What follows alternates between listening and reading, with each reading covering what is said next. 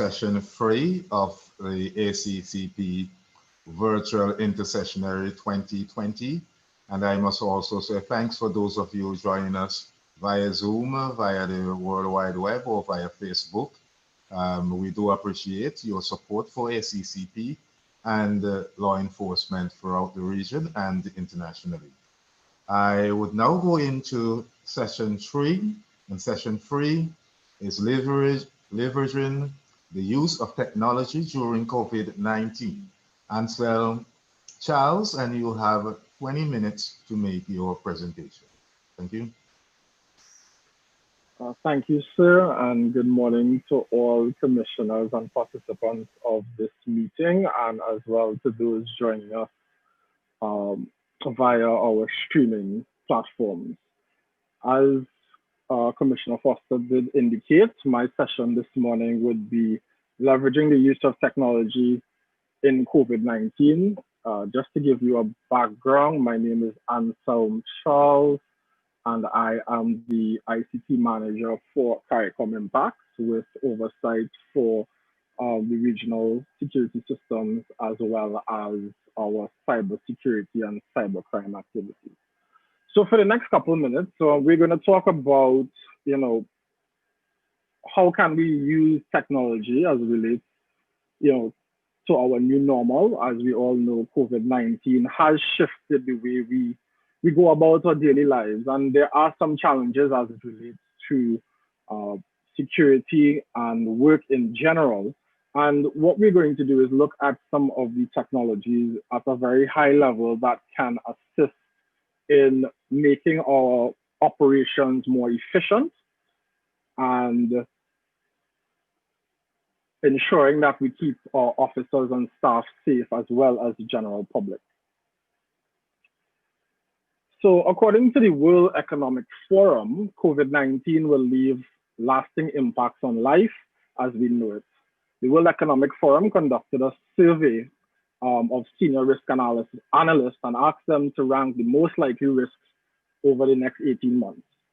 And they came up with a graph that is currently displayed on your screen. Some of the notable points would be that there's a 68.6% chance of a prolonged global recession. There will be 56.8% more bankruptcies, and there will be an increase in high unemployment, which is at 49.2%. Now, instead of looking at these things in a vacuum, I want you to start to think about how does that relate to us here in the Caribbean and Latin America, and think about the realities of the situation where you have a number of these things happening at the same time and how it would affect your daily security operations. So for example, if you have a high chance of, you have a high instance of unemployment coupled with the high chance of, I would say medium chance of worse mental health of a population, and then couple that with 18.4% chance of political dissent, and you start to think and grasp the environment that we now have to operate in and how it changed as this new pandemic is on us. So now that we've started to discuss that food for thought, I would just like to bring up, the benefits of remote working.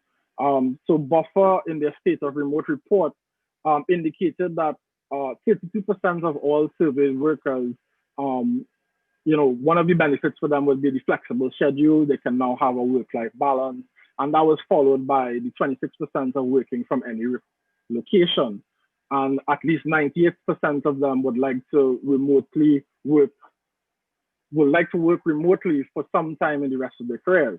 Now, I know some of you may be thinking, okay, that's well and great, but how can I have my patrolmen or my officers work remotely? I can't enforce security. I can't do my operations when my officers are home. So that is true, but remember, we also have to take into consideration our civilian support staff as well. So yes, your officers are still on the ground, and we need to take the adequate methods to protect them. But there's also then the use of technology that we can introduce in three major areas. that can, one, increase our efficiency and protect the officers and public alike. So the first area we're going to look at is virtual training. And there is a quote from Benjamin Franklin that I found very pertinent to this section, which was, tell me and I forget, teach me and I remember, involve me and I learn. And a lot of time is spent in training. A lot of time is spent in reinforcing that sorts of training. So as the chief in the presentation before me spoke about, there were some instances where they needed to reinforce their training to deal with specific circumstances. Now, in a COVID-19 environment, usually we get all our officers to train together in maybe a classroom style, or if they're doing fieldcraft, etc. But now in a COVID-19 environment, you want to limit as much as possible. And when you limit as much as possible that physical interaction, you then have the problem of, okay, I either need to run smaller classes, which means it's going to take me a longer period of time to train my officers, or we basically would include the first technology that we're going to talk about, which is the virtual training. Now, there are some benefits to the introduction of virtual training, and of course, there are some limitations. Now, I would state that this is not the magic bullet that some may tell you about, but it helps a lot. There are some instances, for example, if you're doing fieldcraft or firearms training, that you would not be able to do that virtually. At least I will hope you will not do it virtually. But you can also use the virtual training platform to run your theoretical courses or theory before your practical courses. That way you reduce the amount of time that is spent in that physical proximity, that close physical proximity with each other. You also have another benefit where you have courses that are available when space is not. So for example, you want to run multiple courses for multiple groups of officers at the same time. You are able to do that virtually. You can also, as I said before, train greater numbers in shorter times because you have more people joining.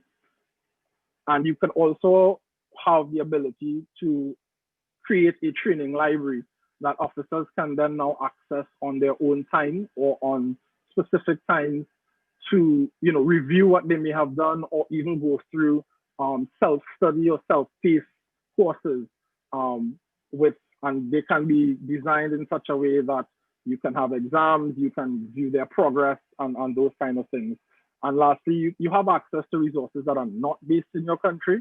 So if you need a specific skill, in these times, travel is to and from some countries may be difficult to non-existent. You can still access those resources via the online training platform. To give you an overview, CARICOM Impact, in partnership with some of our international partners, have this online training platform called CBSI Connect, which is what we're currently using to host this ACCP conference. And just to give you some statistics so far, between March 2020 and September 2020, we've run 59 courses and we've trained 8,439 people. And each course is handcrafted by the persons delivering that course. So it is, you can have, if you want an exam or you want surveys, etc. And then you could also have digital certificates once requirements are done or assignments are uploaded and etc. So this is up till September, and we expect that this number will keep going up because more and more people have realized that, in this environment, in this space, that virtual training is the way to go for most of training. The second area we want to touch on is the digitalization of products and services. According to McKinsey & Company, the average percentage of products and services that were partially or fully digitized in June 2017 was 29%, with July 2020, and in July 2020, which is around the peak of the global pandemic, it was now at 55%, right? So basically what we had between December 2019 and July 2020, which is about 20% increase in products and services that were either partially or fully digitized, we had, that is equivalent to a 7-year period, right? And we have, and globally, they have achieved that digitalization of 7 years in the space of 7 months. And this is more forced on the world as we realize, okay, we have some places going into lockdown. How do I, as a business, as a government institution, as a police force, continue to offer my products and services without putting, again, my officers in danger and the public in danger? And some of the services that we looked at that can be digitalized, and there are some countries already within the region that have begun to do this. You're looking at things such as good certificates of good character applications. So you don't need necessarily for the public to come in initially to make the application, and that way you can schedule your appointments. You have the reporting of crimes. You have collection of anonymous intelligence, so AKA tips, statistical information, policy information, so use of force policies, people doing research, those kind of things, media releases, if your laws do allow the applications for specific permits. And I'm not saying that based on your legislation, I mean, where we would want to reach is that the entire process be digital. But of course, you may, based on your legislation or based on your policies, require some sort of maybe fingerprinting or maybe interview process. But now you can schedule these things so that you don't have this bunch of people coming in just for specific things. All right. The last section we're going to look at is electronic records management. And this I've broken down into 3 basic systems, which would be the document management system, case management system, and personnel management system. So the move to digital records complements the digitization of products and services. Because when you digitize products and services, of course, now you don't have this paper-based system. You have a mound or a wealth of digital of data that you now need to process into some sort of management system so that decisions and processes can be made, right? And what this would allow is for senior leadership to have a bird's eye view of what is happening within the force in almost real time, without having, for example, somebody to go through mounds and mounds of paper or even data entry of that same paper, and you reduce the chances of mistakes happening and those kind of things. It also negates what we call the inbox management style, where everything you do, you send as an email. For those of you who receive large volumes of email, you know that sometimes things inadvertently fall through the cracks. And what the implementation of these systems do is allow for dashboards of information that, okay, for example, if you're in your personal management system, an officer can apply for leave, right? And you can then have a bird's eye view of a specific section. Let's say you have 10 officers applying for leave for the same time. You would not be, okay, I will grant officer A the leave, and then B, you can then now say, okay, 10 people have applied for this block. What's happening around this block? Do we have any events that we need to support? Are anybody on sick leave?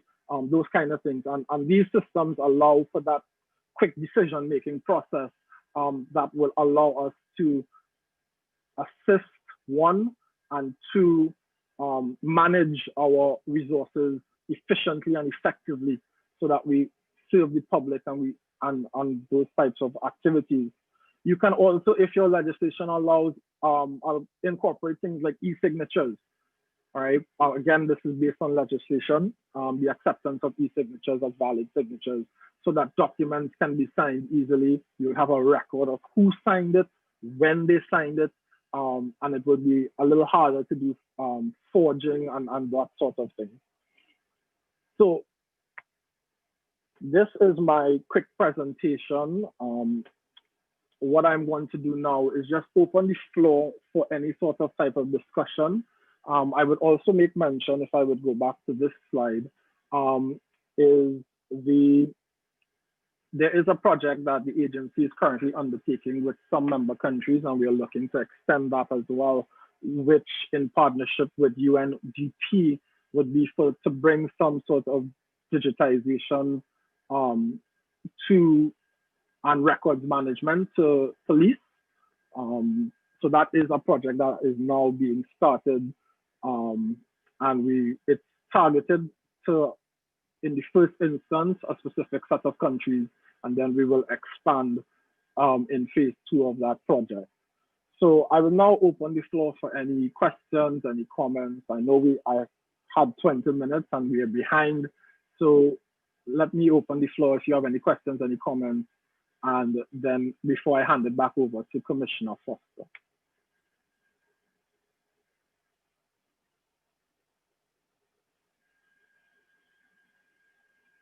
So it's either that I did very well on my presentation or nobody was listening.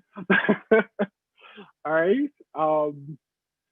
So if there are no questions, Commissioner Foster, thank you very much for the opportunity to deliver the short presentation, and I hope I provided some food for thought as we move forward in this global pandemic.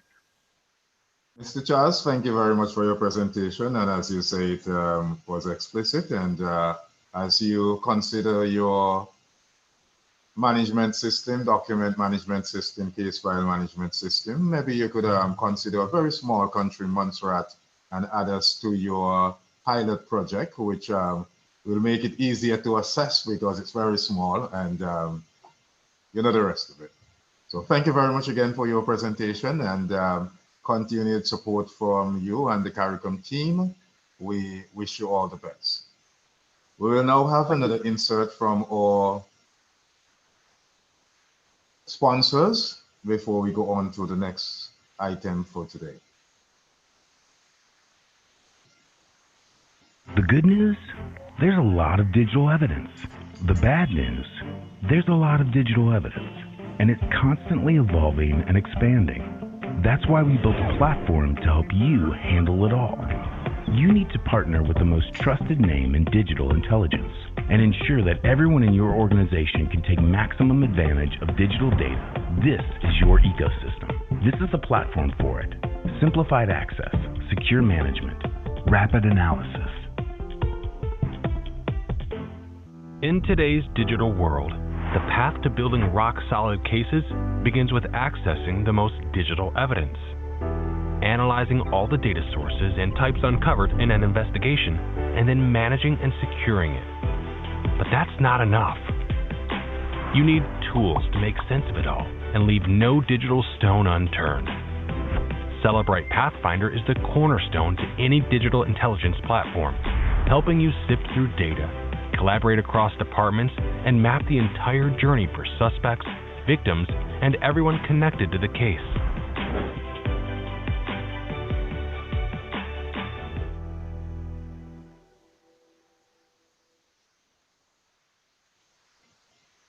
The good news?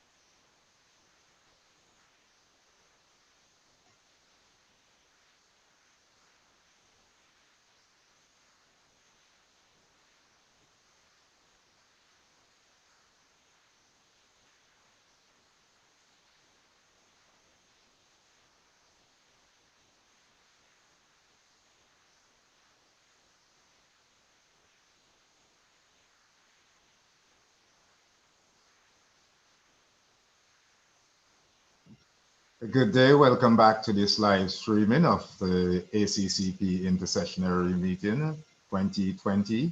And we are on day 2. Thanks very much to all of our sponsors and to everybody who's with us today.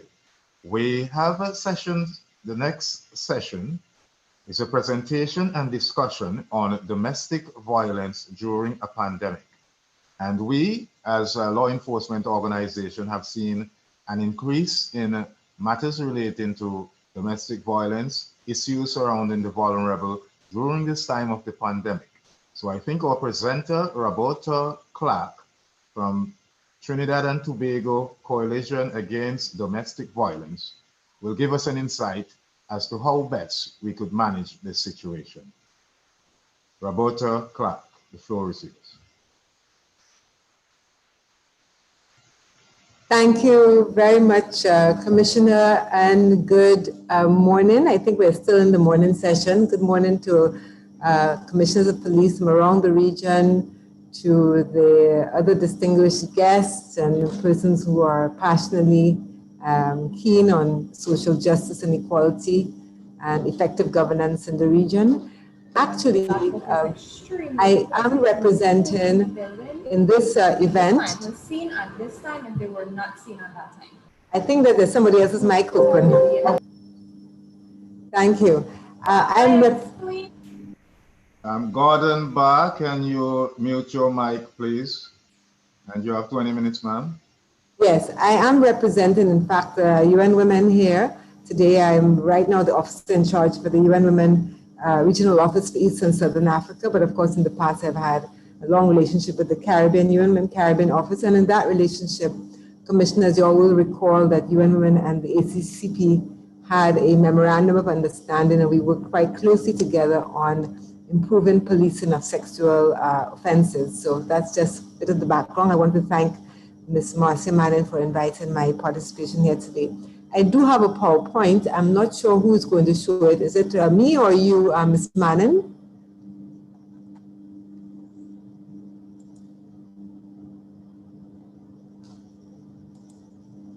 I think Impacts, it was sent to them last night. Yes.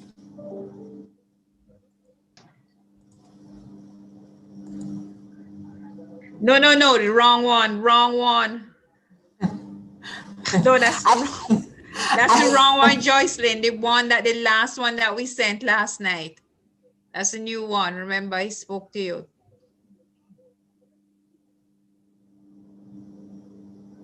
Hello, Joycelyn? Yes, hold on one moment. Sorry.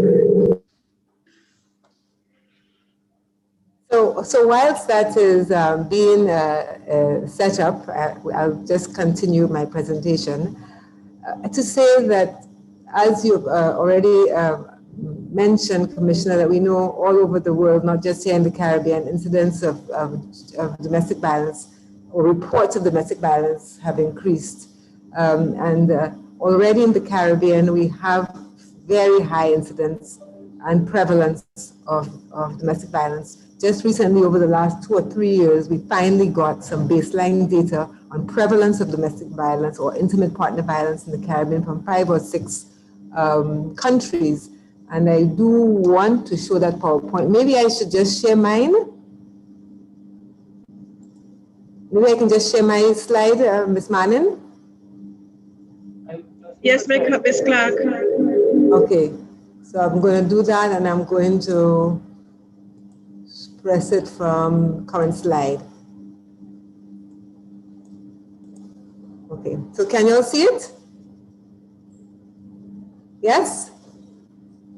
Yes, we can. Okay, thank you very much. So I just wanted to take you all through some data on the prevalence of intimate partner violence, so we know where we're starting from. But when we talk about increases, where is the baseline? And from these prevalence surveys, which were randomized surveys done in these 5 countries here, the graph on the later. I think somebody's mic is open and talking. Okay.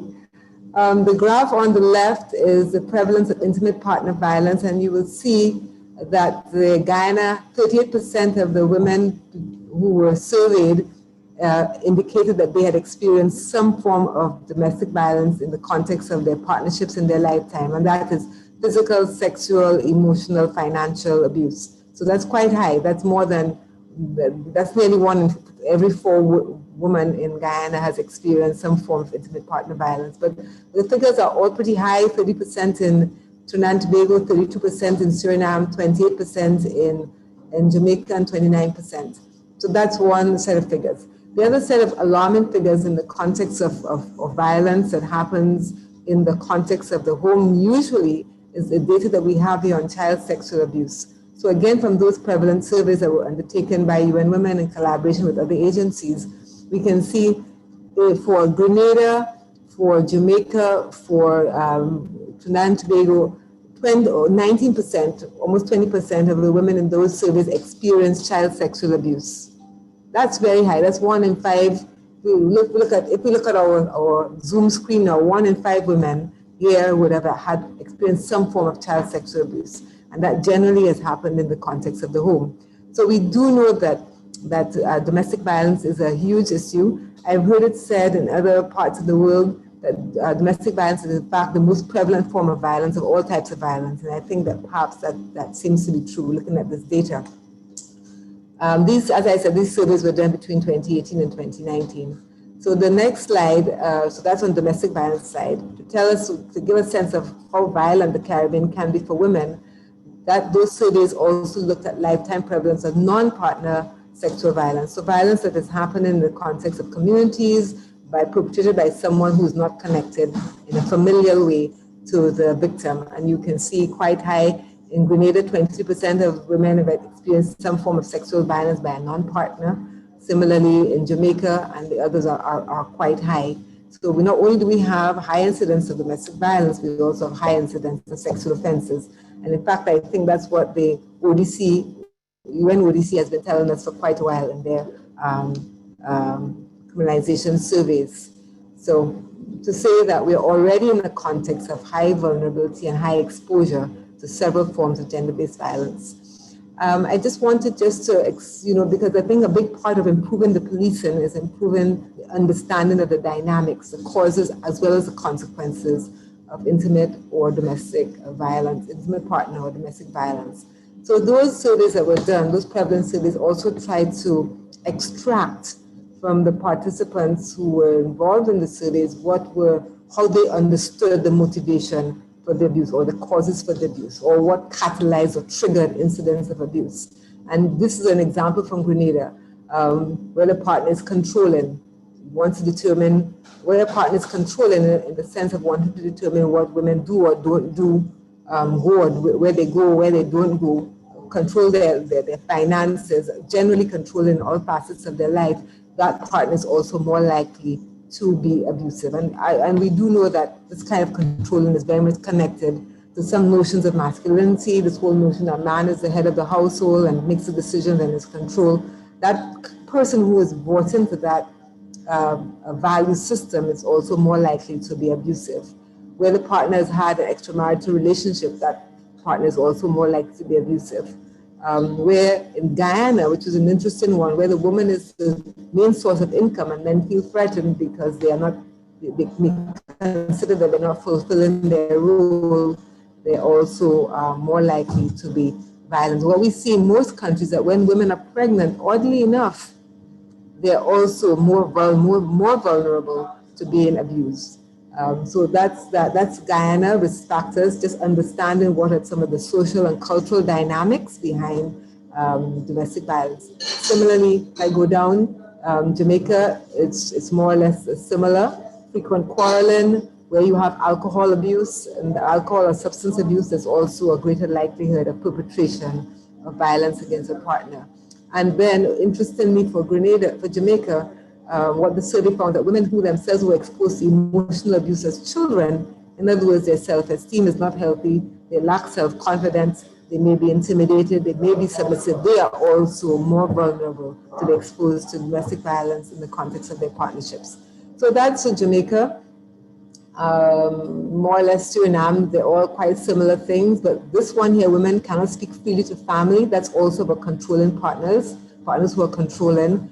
And on the other hand, women who were beaten in childhood, which is similar, another form of abuse experienced as a child, also creates perhaps a greater likelihood to be abused as an adult, because I suppose the psychological development has been interrupted by being abused as children.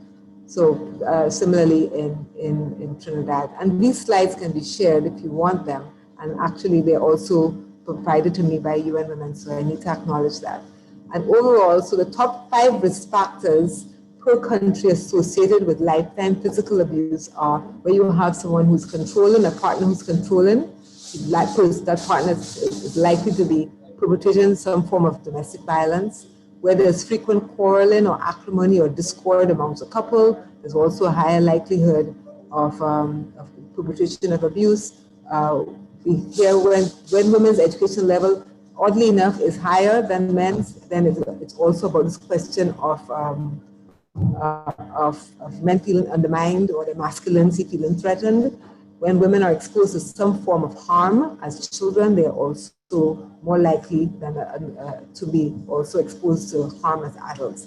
And where partners are having extramarital affairs, there's also a higher likelihood. And there are other factors, but you see the big ones for Suriname and Jamaica have to do with frequent quarreling, discord in the family, and partner controlling. It's also one for Grenada, Guyana, and Trinidad and Tobago.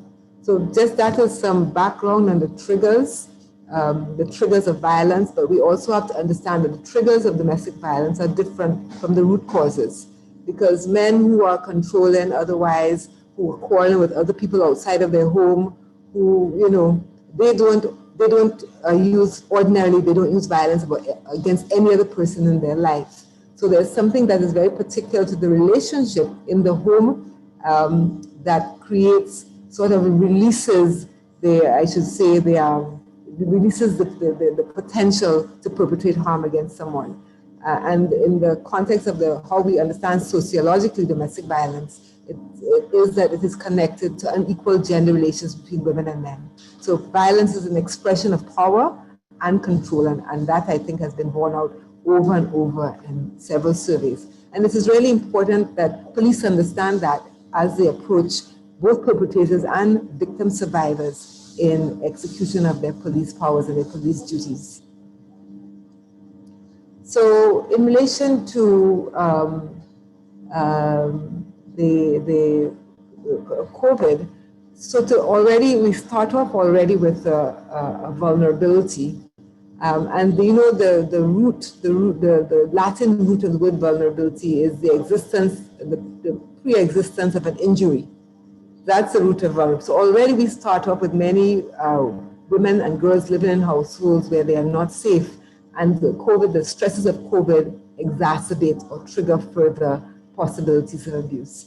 So we see increased vulnerability of women and girls to both sexual and gender-based violence in the wake of COVID. One of the things I heard quite recently, we were on a call with in Trinidad and Tobago maybe 2 or 3 days ago, and the Permanent Secretary expressed us on that call that they had received an increase of reports of 120% since the onset of the lockdowns related to COVID control.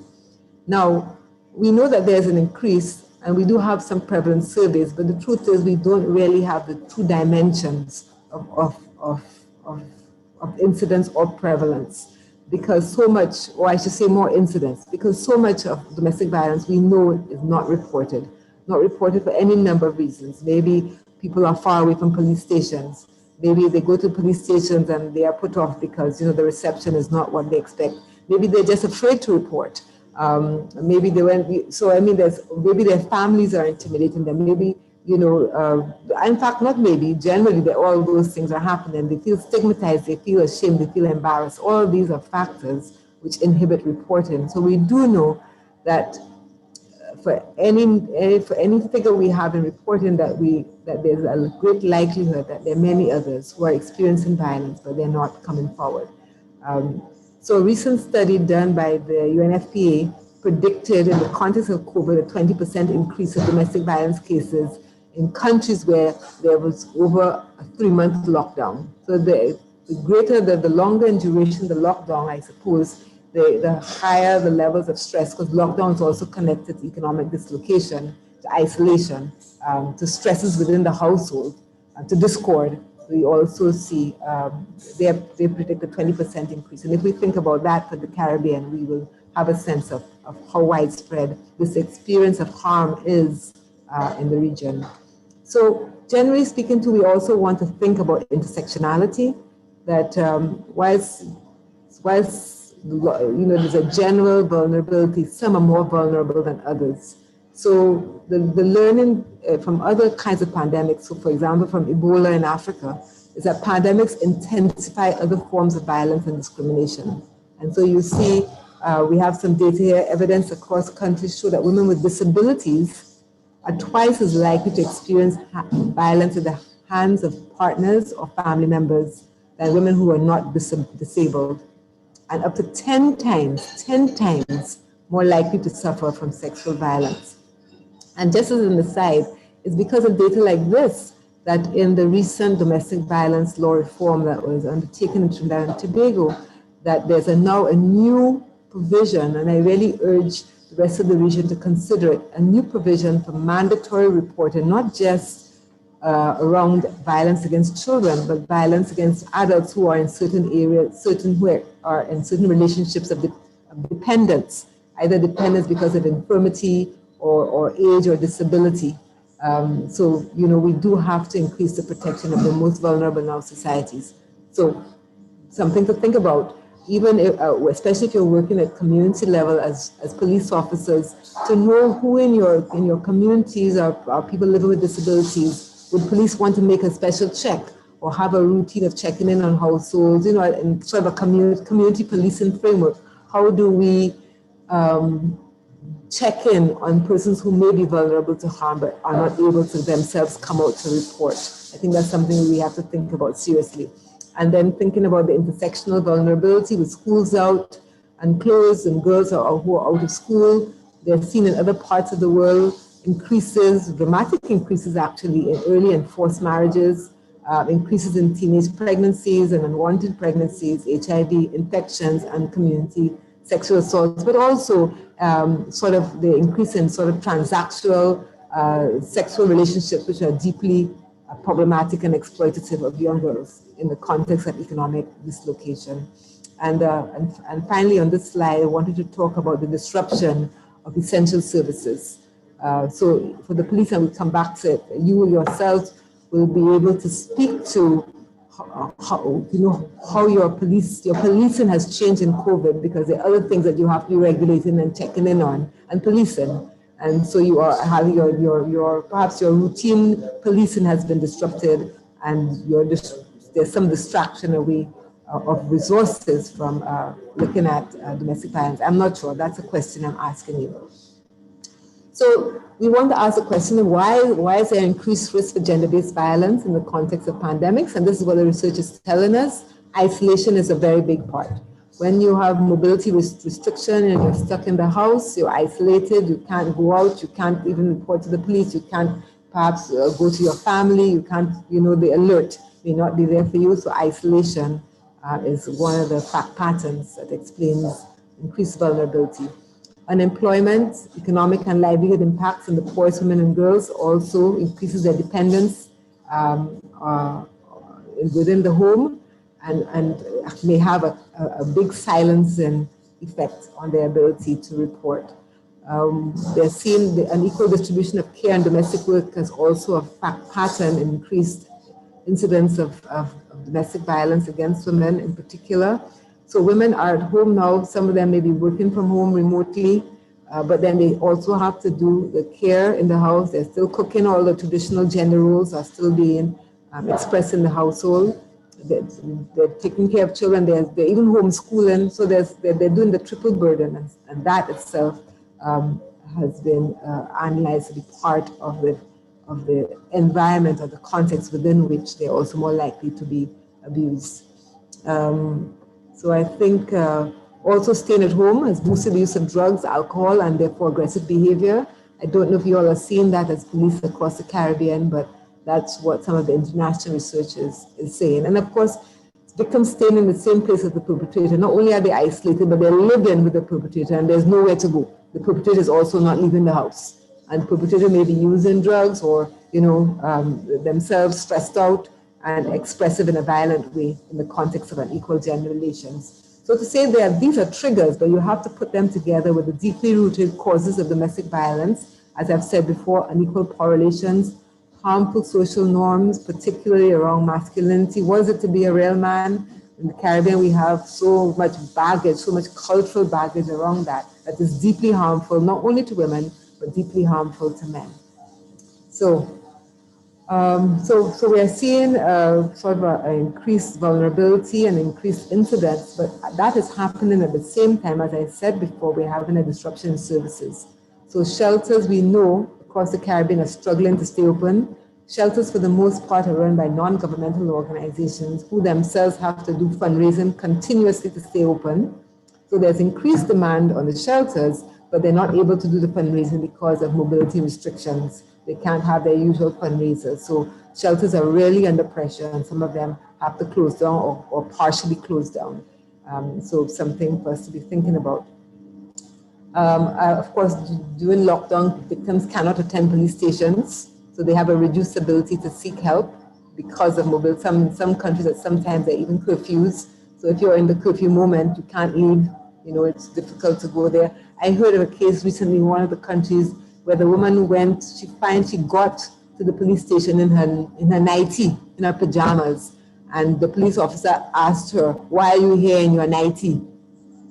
Oh my dear. I see Nicholas shaking her head. So that's something for us to think about. However victims seek services from the police, they have to receive with the utmost dignity and respect. But we do know that during lockdown, it's difficult to attend. And just difficult to attend in any event, because people who are experiencing abuse are fearful even to go to police stations. Sometimes they have to hide to do it. Sometimes they have to run in moments of great harm and danger to do it. And so also we find that police are saying it's difficult to make and maintain contact with women because they themselves also have restrictions of their own mobility. There's also the fear of COVID or the likelihood of contraction of COVID, which also means that police have to, themselves be self-caring in how they approach their work. Apart from the fact that the victims can't leave, we also have reduced perpetrator visibility because they too are locked down in the home. So, all of that, I think, suggests that we have to, in times of COVID, policing has to be not just responsive, as police usually are. People come to the police and they report. But in times of COVID, police also have to be proactive. And particularly if your station is within a community where there's a good sense of the harms that are happening in some homes, I think I would say the police service has to find a way of proactively reaching out to those who they suspect are in harm's way to indicate their availability to support and to help, so that victims don't feel alone, and also that perpetrators don't feel invisible and immune from a police response. So I think have 2 or 3 more slides before I stop talking. There are several studies which show that COVID has had quite an impact also on policing.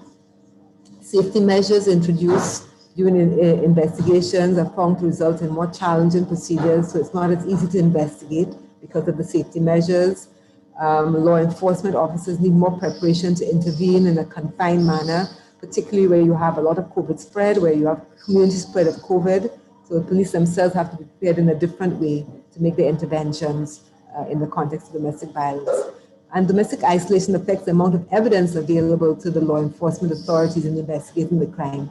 So usually, for example, in the country I know best, the police officers will tell the victim, go to the police station and get your health certificate, your medical certificate as proof, as one of the elements of proof of the offense. But again, mobility restrictions mean that maybe some victims cannot get into a clinic or a health institution to get that proof, which, police need to build their case. So these are some of the impacts on policing. I want to just say, because I think I don't have that much more time, Commissioner Foster, but there are some recommendations on how we can be adapting policing to meet COVID. And, we hear a lot about vaccines, but I think COVID is going to be with us for quite a while. So there's still time for police to be adapting their policing to make sure you're both responsive appropriately and proactive. So figuring out how you protect victims where there are limited possibilities to contact them, how to reach out to families within the homes. Well, if we're doing community-based policing, I think we do know the families that are in harm's way. So it's about being, again, to overuse the word proactive. Finding alternative ways of reporting incidents. So you don't have to expect the victim to come to the police station. You can take your reports in other ways, which I'm sure you're already doing. But to think about that and to let the public know that you're also receiving reports in other ways, not just physical reporting at a police station. Developing strategies for contact with victims, using the new technologies, developing communication tools. I think that's pretty apparent.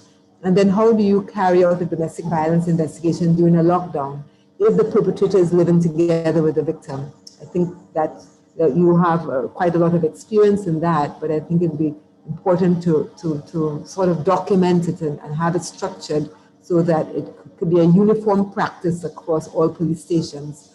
How to improve interviewing and questioning techniques when you're not seeing the person in front of you. You may just hear them on the phone.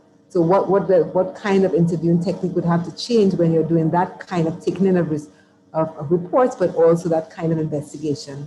And then understanding the psychological effects of quarantine, of closures, of emergency situations on children and adolescents and adults, so that you are best able to interpret what you're hearing when you receive your reports. And finally, using risk assessments. Now, that's one of the improvements of the recent law reform in Trinidad and Tobago. Now, the police can use risk assessments, and the courts also can use risk assessments in determining the ambit of protection orders. And the risk assessment really is to determine the lethality, the mental state of the perpetrator, so that police can engage appropriately in due diligence in their response. I want to end by saying, apart from COVID, one of the slides I did not show was that from the prevalence surveys, that the majority of people who experience domestic violence do not go for services anywhere. They don't go to the health center. They don't report it to social services. But of the spaces where they do go for support, the police are number one.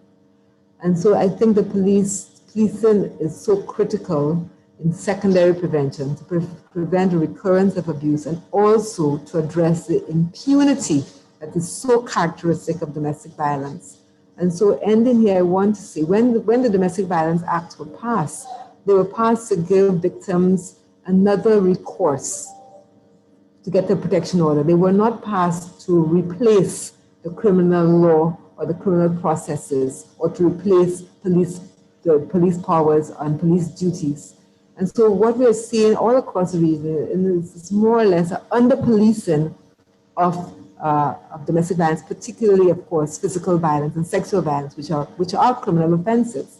So we're asking for police to think about how they can improve their accountability for policing, because, of course, we all have an independent interest in ending domestic violence outside of the victim's point of view. How do you improve the policing? How do you improve what we have really amongst the decriminalization of domestic violence, because there's so few investigations and charges and prosecutions undertaken? How do we address that impunity? So we're also asking for gender and victim-sensitive policing. Police must be trained in active listening and interviewing, investigations, taking the lead in building the case rather than relying on the victim to build the case for the police. We know victims are afraid. So if we're going to rely on the victim to build the case, then we are always going to be facing the hard wall of of lack of cooperation or recantation. And we understand the psychology of that. We've understood the psychology of that for a long time, but now how can the police get ahead of that understanding to build their own case rather than over-relying on the victim to build the case? How do we safeguard victims? Police officers must be knowledgeable to give information that keep victims and families safe, and you do that already. Mandatory arrests, if you have a serious criminal offense or a threat of serious harm, how do you engage in arrest if only to cool the perpetrator down and bring social services to the perpetrator. It's not all about criminalization. Sometimes it's just about prevention. So how do you use your police powers to do that? And wonderfully, and at least in Barbados and in Trinidad and Tobago now, well, in Barbados, I think the police can themselves grant protection orders. Police over a certain rank in the appropriate circumstance can grant emergency protection orders. In Trinidad and Tobago, the police can call the police of an appropriate rank can call a judicial officer on the phone to get a protection order on behalf of a victim. So we're seeing sort of the expansion of police powers across the Caribbean in really useful ways. I'm also advocating the use of these lethality assessments, particularly in countries where we have high levels of femicide. And of course, we're asking for a coordinated action, response, and accountability. So how do you build a chain of accountability from the officer taking the report at the district station, to the station manager, to senior management, to make sure that not only are reports being taken down, but that there is follow-up, due diligence and following up so that the police carry out their duties effectively.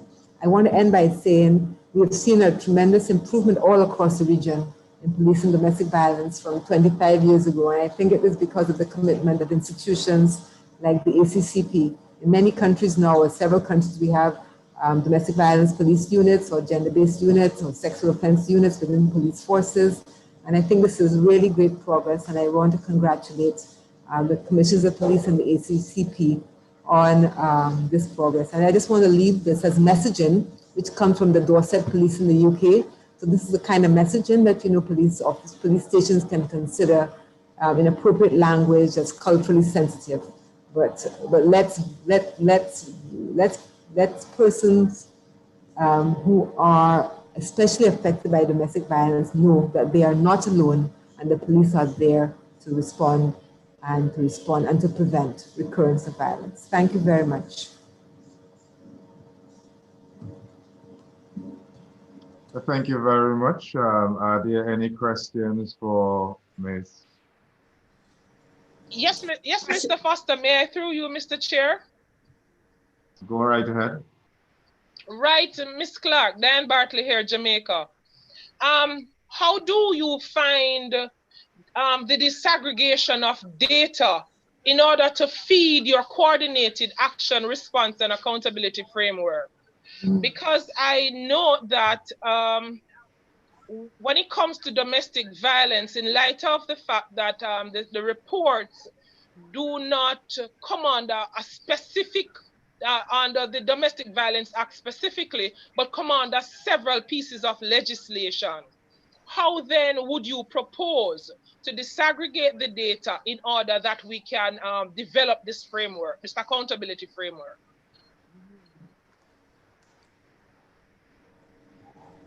Do we want to take a few questions, or do I just answer that one? Ms. Barclay's question. Should I go ahead, Commissioner? Yes, you are free to go ahead. This topic is very important for all of us, and I think we have to give it a little extra time. Yes. So, Ms. Barclay, that's a really important question. I had data collection on the slide as a component of improving accountability, but I didn't get to it. What we've been advocating is for what we call an integrated data collection system. So understanding not only you have different sort of legislative tools, legislative spaces, but you also have different service providers. How do you bring that all together so that you have the most robust data set that you can have, and that you have the disaggregation? And so there are some countries, for example, I think in Trinidad and Tobago, maybe in Dominica, some time ago in Barbados, where a decision was taken to have this integrated data collection set. So that means that each agency, including the police, you collect data for your use. The health sector collects data for its use. The courts collect data for their use. But you can have a harmonized data set that is shared by all agencies. And in Trinidad and Tobago, they actually do have that, and then they have the central registry. So on a periodic basis, I think it's monthly, I'm not sure, all of this data from the various essential services go to this centralized unit. And then, of course, the data then is disaggregated and shared. And so you can tell who has gone, in connection to the police, because you have one central tool, no matter what law you're implementing, who is gone, what is the demographic information about the person, their sex, their age, their location, whether they have particular circumstances, children, pregnant. I mean, you have a sort of a minimum data set. It cannot be too onerous, because then I think police get deterred from having to fill it up. But I think it comes down to sharing, first of all, having a common tool which you use across offenses, so across reporting sites, and also across agencies providing essential services, and that you have to then have a coordinated place where all of that goes, and then it is compiled and then analyzed. And that's happening in Trinidad and Tobago to some extent. I'm not sure that the courts are involved in the one in Trinidad and Tobago, but we do know that that is the way to go. I don't know if that's that helps you. How do you all do it now, where you are in Jamaica? Well, what we have domestic violence centers. We have at least 2 centers established, and those offer care counseling to victims and perpetrators alike. We have a similar outline to what you have there, safeguarding victim and also perpetrator, because we recognize that there needs to be a cooling off period in some instances, and if we take individuals into custody in some instances, not for an arrest, but in order to provide a cooling down period for perpetrators. But we continue to have a bit of a challenge in terms of disaggregating, collecting the data, because sometimes gender specialists will require or request some data, but based on how we collect our data, that can sometimes pose a bit of a challenge in terms of analysis and dissemination. So that's basically how we do that same gender set, age, the occurrences, the communities, etc.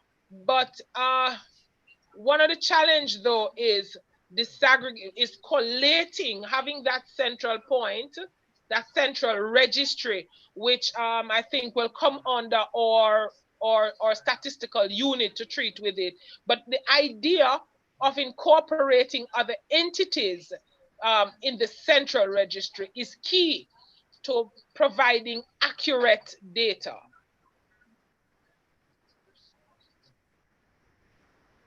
I would also say, because you've spoken about your 2 units, right? You have 2 specialized centers. But of course, people go, not only maybe refer to the centers, but there's a high likelihood that people are going everywhere else, all kinds of police stations, particularly in remote areas and so on. So you do need to have established, and under the Domestic Violence Act, which I'm most familiar with, the Commissioner of Police is charged with managing a register where all reports have to be entered. And I think, and also the Domestic Violence Act itself has a form which has to be filled. So as part of the keeping of the register. So I think that's also something to be considered. Apart from the data that you collect at your centers, that there should be a standardized form, even in the first instance, if you don't coordinate with any other essential service, but within the police, that you have a standardized, short enough form that all police officers use wherever they are once they're receiving reports of domestic violence. And then I suppose we should be going the way of digitization, so that, it's not pen and paper, because of course digitization also makes it much easier to collate and to analyze, because then the computer does the work for you. So I think that that's also something that, we have to move on with. I appreciate that, Ms. Clark, because you and I need to further our conversation. We started sometime last year. I think we need to further the dialogue so we can get this moving fully. Definitely, and I will also refer you, Ms. Barkley, to the UN Women Caribbean office, and this is a good moment to do this, because as everyone knows, there's a big regional initiative on Spotlight, the EU-UN program on ending family violence in the Caribbean, and Jamaica is one of the countries, a Spotlight country. So apart from the countries where there's Spotlight, and there's 6 countries with Spotlight funds, there's also regional Spotlight. So these are all some opportunities for some of these deficits to be addressed in the context of these resources. Any more questions for Ms. Clark? Yeah, just one more. 5 minutes. One more. You go ahead. You go ahead, Nicole. And very quick question, and thank you, Roberta. Excellent presentation. And happy you mentioned the improvement in how law enforcement or police are responding to domestic violence. In light of the pandemic, do you think or would you recommend additional training to help officers? And is there best practices in Trinidad or other regions that could be translated across the Caribbean to help officers better respond to vulnerable populations, including domestic violence? Yes, I do think that's why I call it adapted policing. I do think that there must be some elements of the policing that have to be adapted to this context of lockdown and community spread. So just how do you as a police officer, because police officers also have to protect themselves, right? So how do you do that policing? How do you do that investigation in a way that is safe for you, but also sufficiently effective to be able to investigate and intervene and support victims to get out of harm's way? I do think, and then also how do you take reports where you are not able to go, victims are not able to come to the police station, and how do you follow up on indications that you may receive that there is a household where this is going on, but the report has not come to you because maybe the victim can't come to you because of lockdown or because of something else. What would be the kinds of ways in which you would have to do adapted policing to meet those implications, not only of spread, but also of lockdown? So I do want to, and these are some of the, so this adapted policing, I call it adapted policing, but these recommendations come from a report which I saw from the OECD, where they themselves were considering what were the training needs of the police in the context of the pandemic. And I do want to agree with them. And I do think that community policing is so important for domestic violence and intimate partner violence. Police who are part of their community, who know where the fault lines are, who can be proactive, who can listen out, who, do that kind of informal stopping in and checking in. I think that's really an important approach to have, of course, with self-protection in mind. But I suppose you all do that as well in Jamaica. I think you all also have strong community policing. I'm Jamaican, but I'm in the United States and do a lot of work across vulnerable populations. But here are the practices that are taking place in Jamaica and the responses from law enforcement when someone who has experienced domestic violence is coming to them and those responses not necessarily being appropriate. And how do we then shift and get that, what I would say, a new level of training in place to, again, better respond to this population at this very time. The pandemic isn't going anywhere for a while, and there's a level of complexity in the Caribbean where it, as it relates to domestic violence, that we need to hit head on. And so law enforcement really needs to get this additional training to, again, better respond to this population.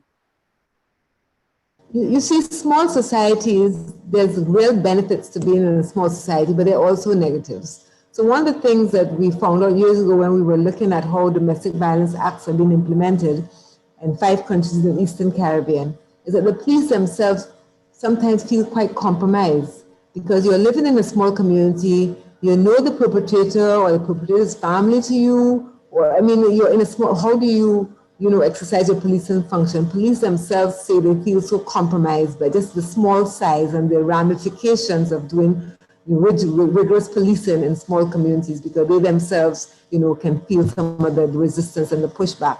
But the other benefit of being in a small community is that you know who's in harm's way. You can be proactive. You can find discreet ways of doing your investigation, of your checking in, of helping people get out of harm's way. So there are real benefits to small size, and I think we have to say, once we start with the mindset that we are not going to tolerate domestic violence, it is not husband and wife business, it is not private, it's a criminal offense and it's a public issue. There are common goods and common harms that are done to society by domestic violence. If we really internalize that, then we are going to be proactive, and we are, because we know who's in harm's way, or we have good suspicion of that, and we're going to find ways to help. and also to indicate that we have zero tolerance for perpetration. I think we have to use our policing powers more as well. Nicola, you have your hand up. You still want to answer something? Okay, are there any other questions? One from James? Yes, thank you. Thank you, Chairman. And an excellent presentation, Roberta. I have 2 points I want to, and it's a good segue from where you left off. Without any empirical data, it is my humble view that in the last 20 years, our women have excelled significantly academically, on the social front, economically, have done tremendously well, grown a lot of glass ceilings, and we're seeing all what's happening up north.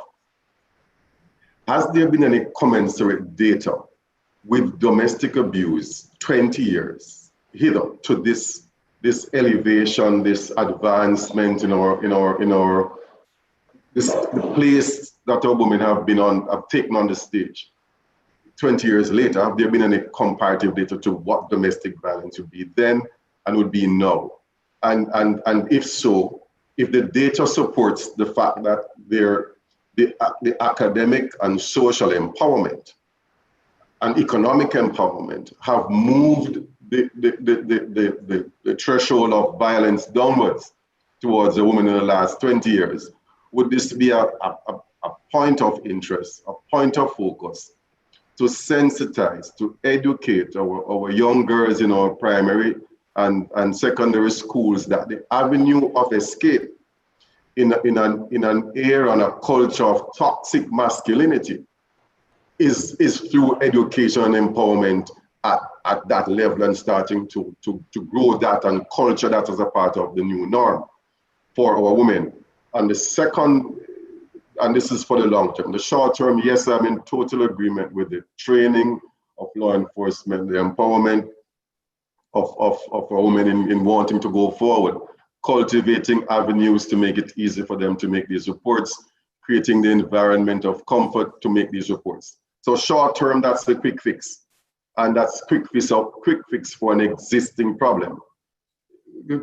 My question and positing the view is that, do we now need to inject, if the data that I've mentioned here, though, the 20 years adjustment, if the data suggests that this movement, this empowerment, this trend that we are on, and to see our females taking that center stage, and if that's working, if that data supports that, should we really pump up some energy in our prep and primary and basic schools for our girls to start, listen, the avenue of escape is to be educated, to be empowered, to be financially worthwhile and beyond your own.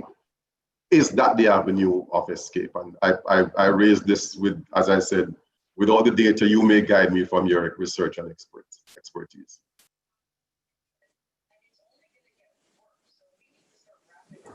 That's a really, really excellent question, James, and thanks for asking it.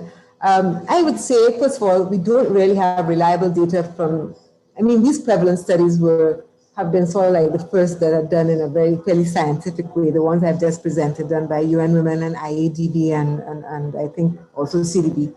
What we had before was kind of little kind of episodic kind of studies.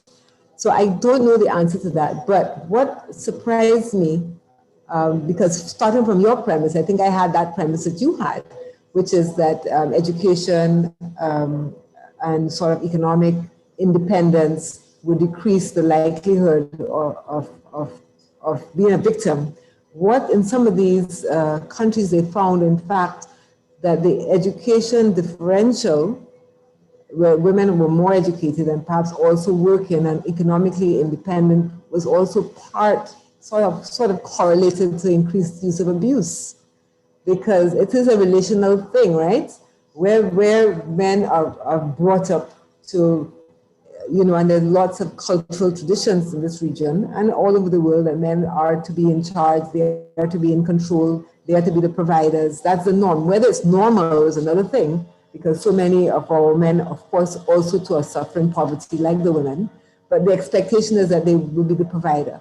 So with that expectation and the frustration of that expectation, that is expressed sometimes in violence. So that's what the data from some countries are suggesting, that education, increased education for women is not positively correlated with reduced experience of violence.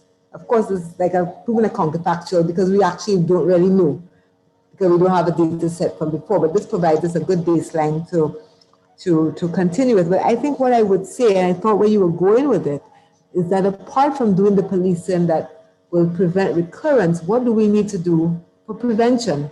And you were, on one side, the prevention, I agree with you, is an education that is empowering.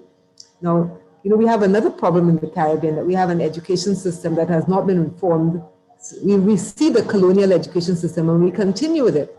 We continue teaching to the test. It's all about passing the common entrance, the 11 plus, then the OCXC, then the CAPE, and so we go certain exams. But what about the education that is for building confidence and self-esteem and empathy and respect and civic responsibility? That kind of education is, I think, is the kind of education we need, not just for girls, but also for boys, for all genders. Because we have to I don't want to say start, because there are many Caribbean women and men, boys and girls that live well with each other, but we have to really reinforce, particularly given our history of such dramatic violence and inequality. How do we get to the root of that? That trauma continues in all of us. How do we build an education system where we can bring that trauma to the surface so we don't recreate it in the following generations? We have to be caring for each other. And more and more we see boys opt out of school for any number of reasons, but we also know they need a particular kind of attention as well, so that they are not outside of the norms of society, and they see the way for them in a structured way to be included in whatever society is doing in a positive way. So we talk a lot about violence against women. I do think we have to address the question of youth, the use of violence by youth, regardless of gender, because I think that's also something that we're seeing an increase of, and particularly with the availability of weapons across the Caribbean. So my answer to you is relational. We have to be doing that kind of education and empowerment with everybody, and it's about life skills and the social skills. How do we live with each other well? Ms. Grant, you want to make an intervention?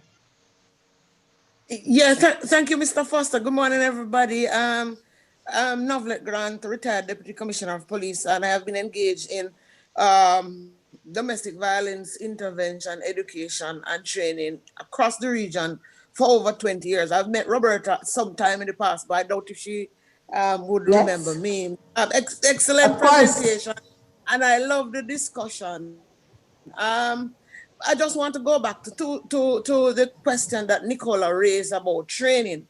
One of the dilemmas, and I was just in Ghana last year too, so I was there to observe some of the challenges that they face, and I find that the similarities across the region where policing of domestic violence is the same.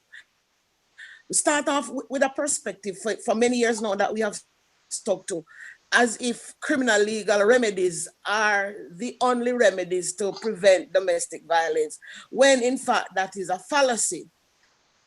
The experience across the region is that the Domestic Violence Act, especially in Jamaica, for example, provides for civil remedies. The criminal violence that emanates from an episode of domestic violence is treated under the Offenses Against the Person Act, the Sexual Offenses Act, or the Malicious Destruction of Property Act. So for many officers, they don't correlate those criminal acts with the Domestic Violence Act.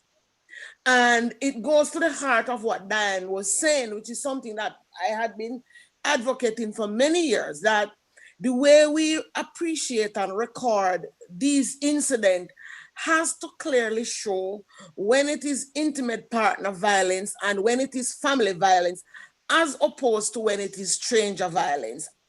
And until there is some kind of regulation from the legislative perspective, I do not believe that we are going to really have the kind of record keeping that we need. So that's one. The training aspect of it has to then address not the way that we accept, record, input data. That's one.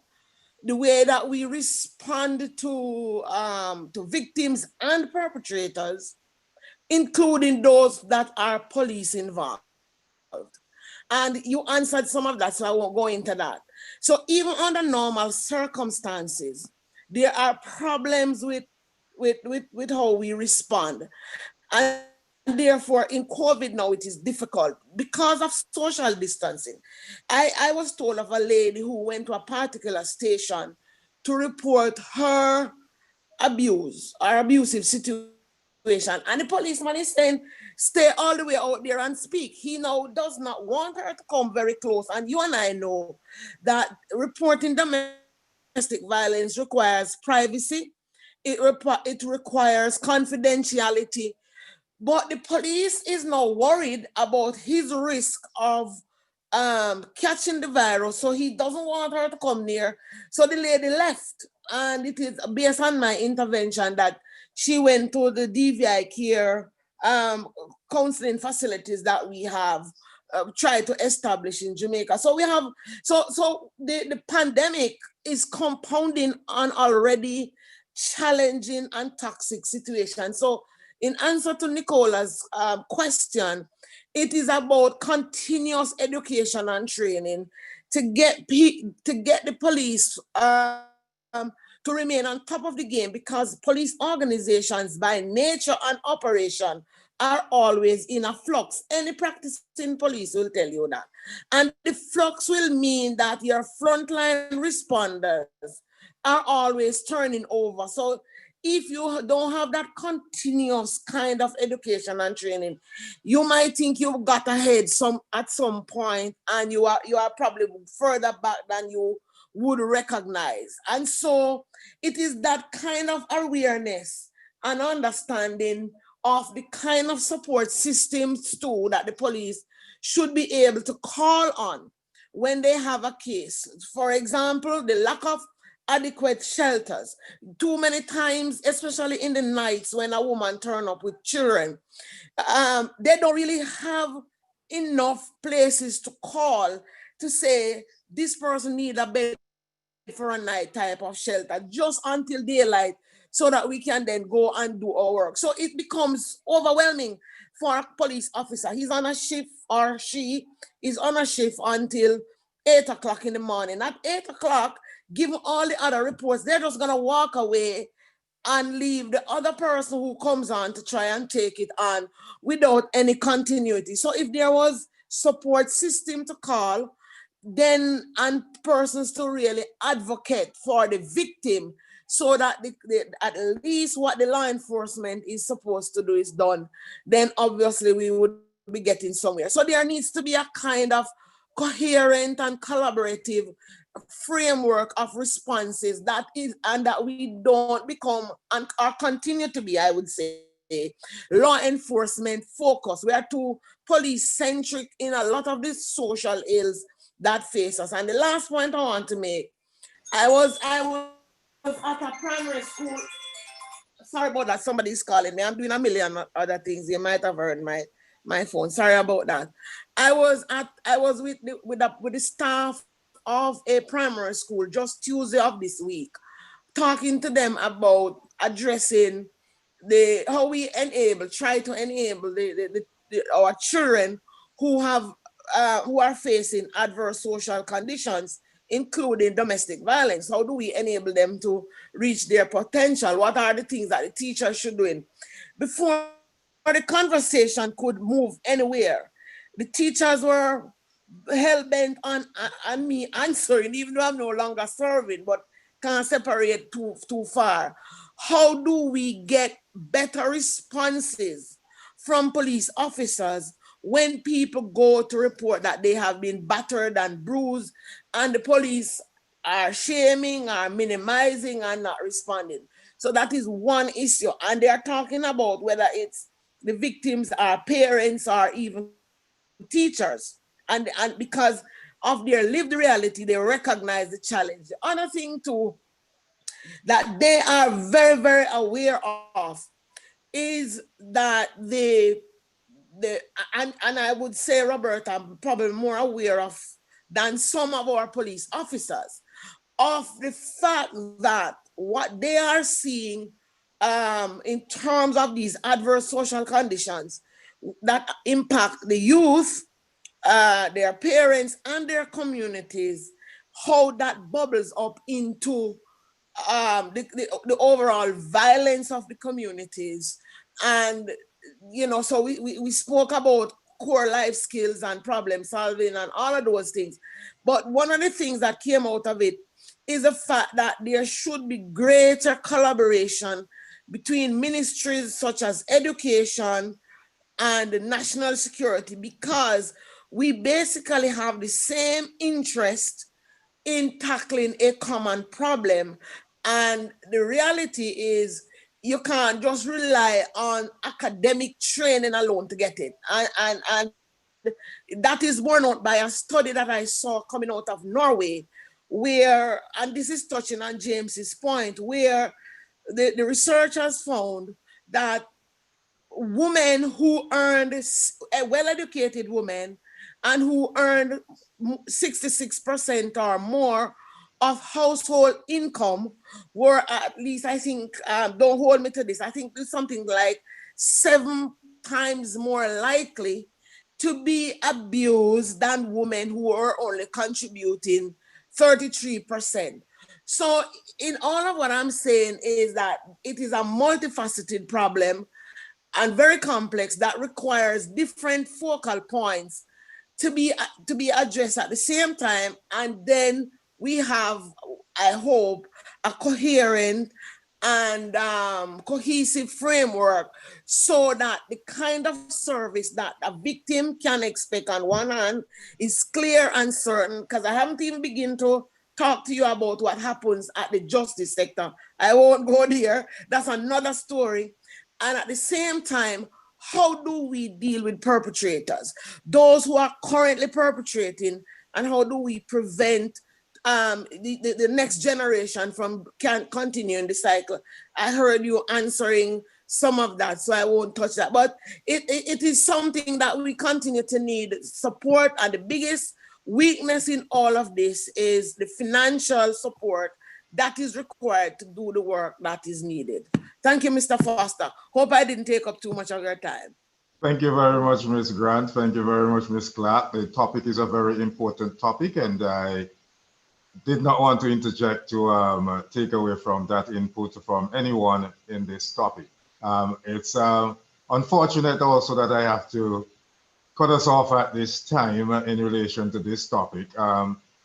I know Marcia, the Secretariat Manager, is online and she's listening, so I think that even in our full conference that we need to ventilate this topic even more, and even maybe set up a panel discussion to address some of the issues surrounding this matter.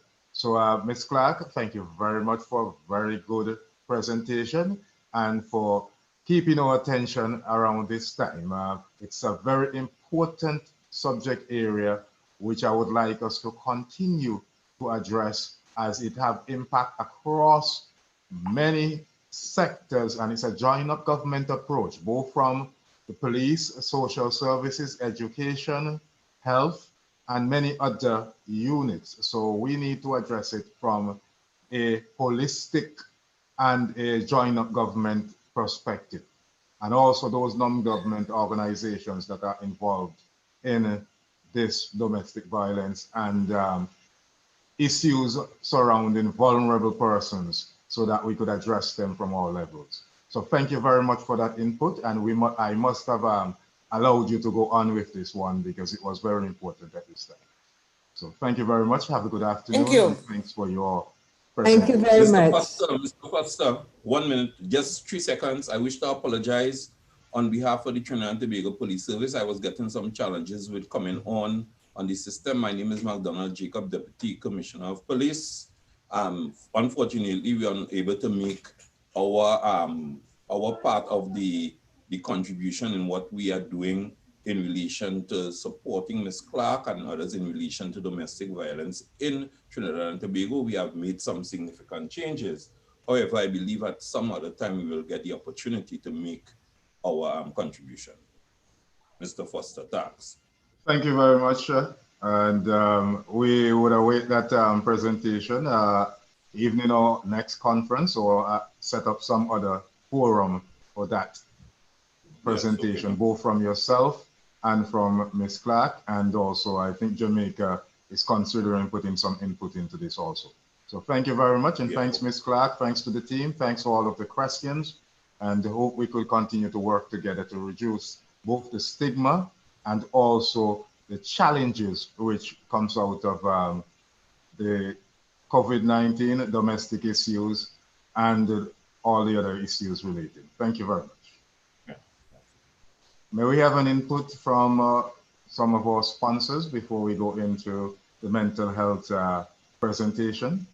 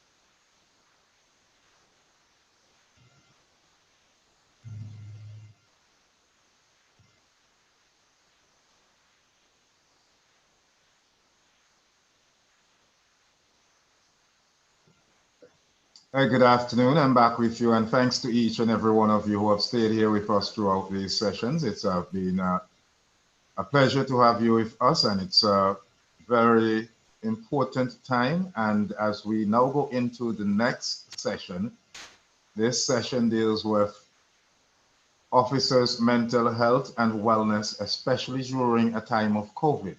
And this also highlights from the previous presentation that we have to deal with lots of challenges during this time of COVID, and officers' mental health is very important during this time.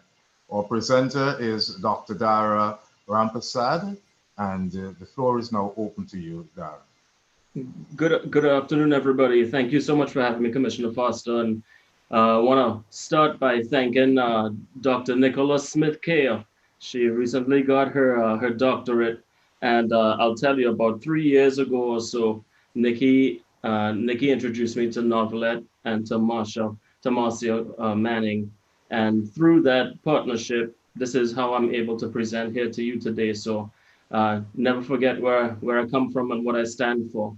And I'm a Caribbean man at heart, and born and raised in Trinidad and Tobago. And for me to be here now with you today, after 29 years of being away from Trinidad, is a huge honor for me to be able to present to you guys. So thank you very much. I currently live in Phoenix, Arizona, but stay very involved with policing and other first responder services throughout the world.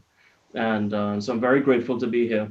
That presentation with Roberto was an extremely difficult one to follow, but I will try my best to do what I can to hopefully engage you here for the next 20 minutes.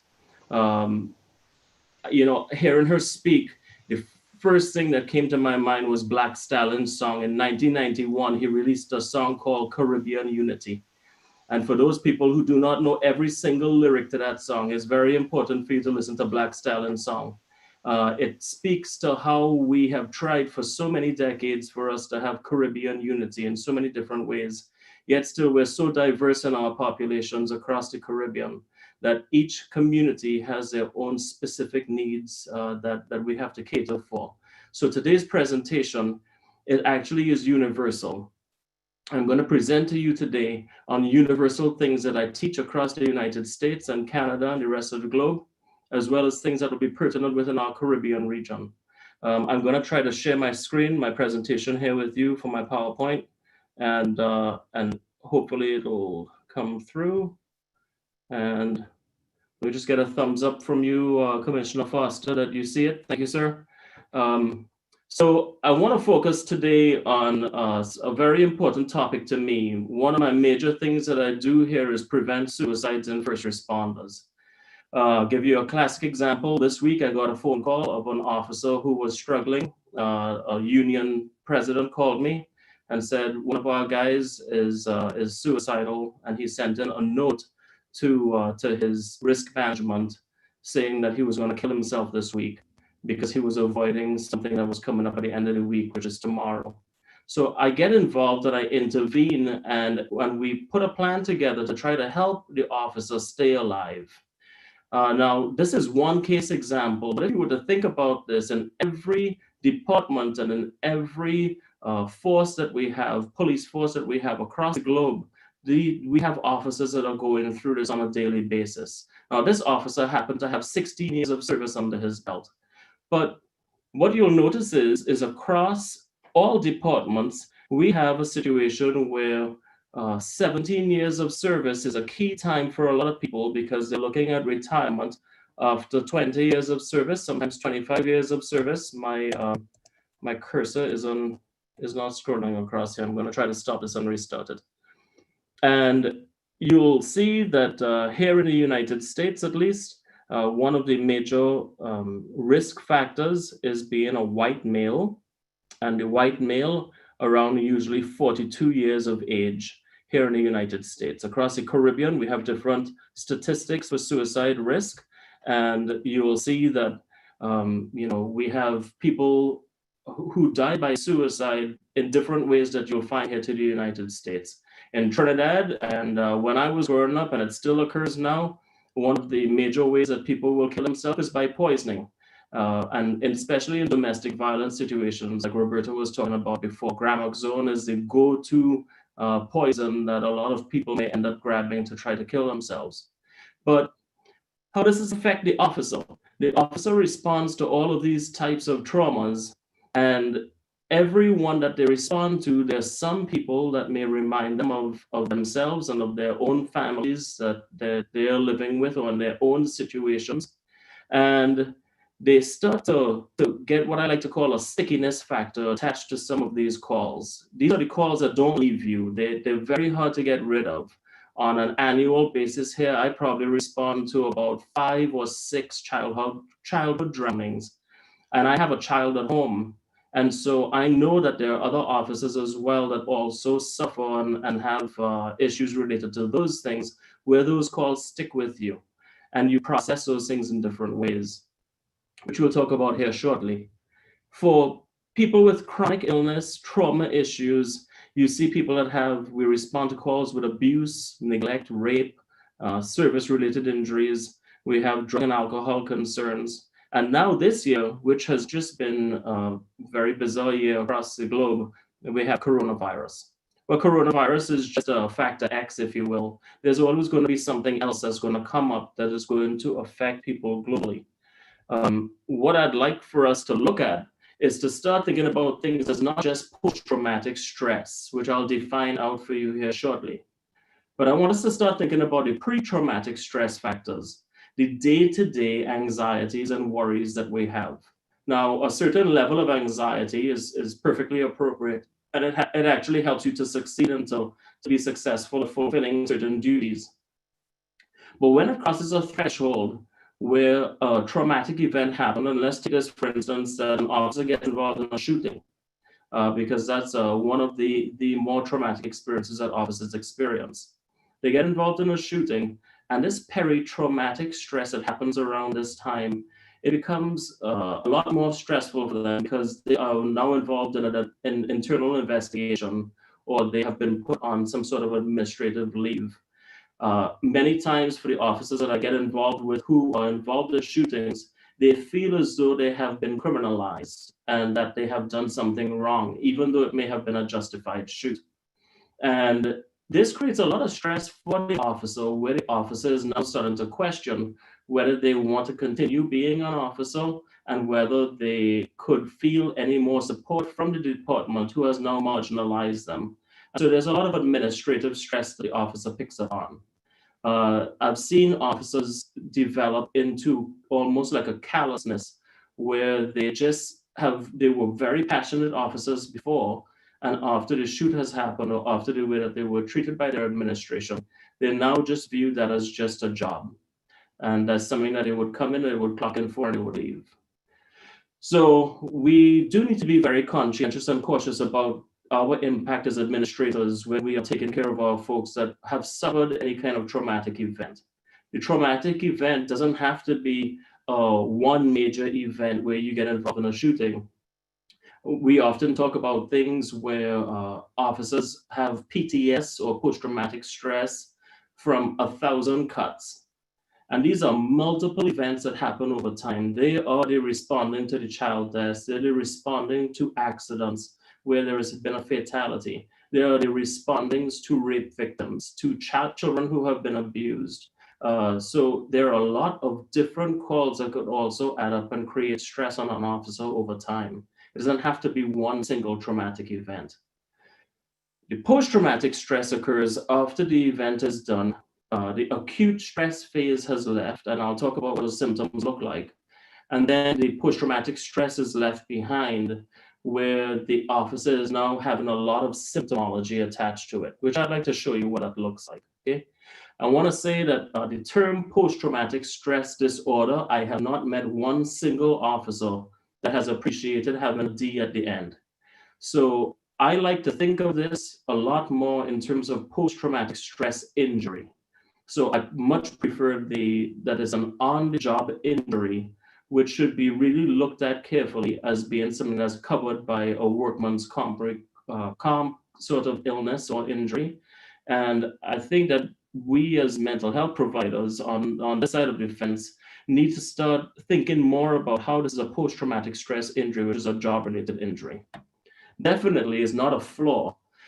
I've had a lot of first responders who have told me, I did not believe in post-traumatic stress until it happened to me. I thought the person was just weak and these people couldn't suck it up and they couldn't figure out how to get past a certain type of call, and they would call them different types of names until it happened to them. And honestly, you're never quite sure what type of call you're going to respond to that's going to be the tipping point where you're going to end up having these nightmares and flashbacks. And if you could see this picture here on the right, this is baby Bailey that was being held by a friend of mine. That friend of mine in that firefighter outfit, his name is Chris Fields. Chris was this is the Oklahoma City bombing. And Chris was on scene taking care of baby Bailey and lifting her up after the Oklahoma City bombings. What is significant about this is that speaking with Chris, a friend of mine, is that Chris remembered that there was a light rain that day, and the light rain on the concrete made him remember what that smell was like. And decades later, Chris was doing construction work at his house, and he smelled wet concrete outside his house, and he had an immediate flashback to what happened that day at the site of the bombing. And you can only imagine that you thought you've gotten past something, but then a smell could set you back so significantly because you had not thought about the effects of all of your senses and how they intersected that particular day of the trauma. Once again, that was a major trauma. So no one's immune from having those kinds of symptoms as they get exposed to critical events or critical stress. And critical incident stress for our officers could occur within hours, it could occur within days, it could occur months or even years later. And I want officers to be a lot more conscientious of the fact that if they suffered a work-related injury from a critical event, to make sure that they're reporting these things so that way they do get support when they do need it. I know that I'm involved with a lot of departments here, and we're trying to make sure that officers have good peer support programs. These peer support programs are fellow officers who have lived experience with traumatic events, and they're able to provide good peer support for our other officers within units that are safe and anonymous to be able to get help without fear of retribution or any sorts of issues from any other command staff. Those are very important types of programs to have, and I'm fortunate to help to train in those. But these experiences of stress that officers develop, many people universally have probably experienced some of these things. So I want to show you what these normal experiences to these major stresses look like. Physical symptoms. You may have thought about an incident you responded to that was extremely traumatic. It was high energy, high intensity. You had this fight or flight response, and as a result of it, afterwards, you had an adrenaline dump. And the adrenaline dump included things feeling nauseous, feeling like you were gonna have to use a bathroom, maybe vomiting, having extreme tiredness and fatigue. And all of a sudden, you go from here and you crash. Extremely common. Emotional symptoms, anxiety, fear, depression, grief, hopelessness. Imagine the calls you've gone on that you have felt total despair for certain families that you've responded to. You've seen that they've lost a child, or you see that they've lost a husband or a spouse, or maybe they've been married for 50 or 65 years. And you see that the husband maybe have shot himself or killed himself, and the wife is grieving and wondering what she's going to do next, or flip that around in gender. Either way, those things tend to happen. Behaviorally, what we look for in terms of behavioral changes after major event are things like withdrawal.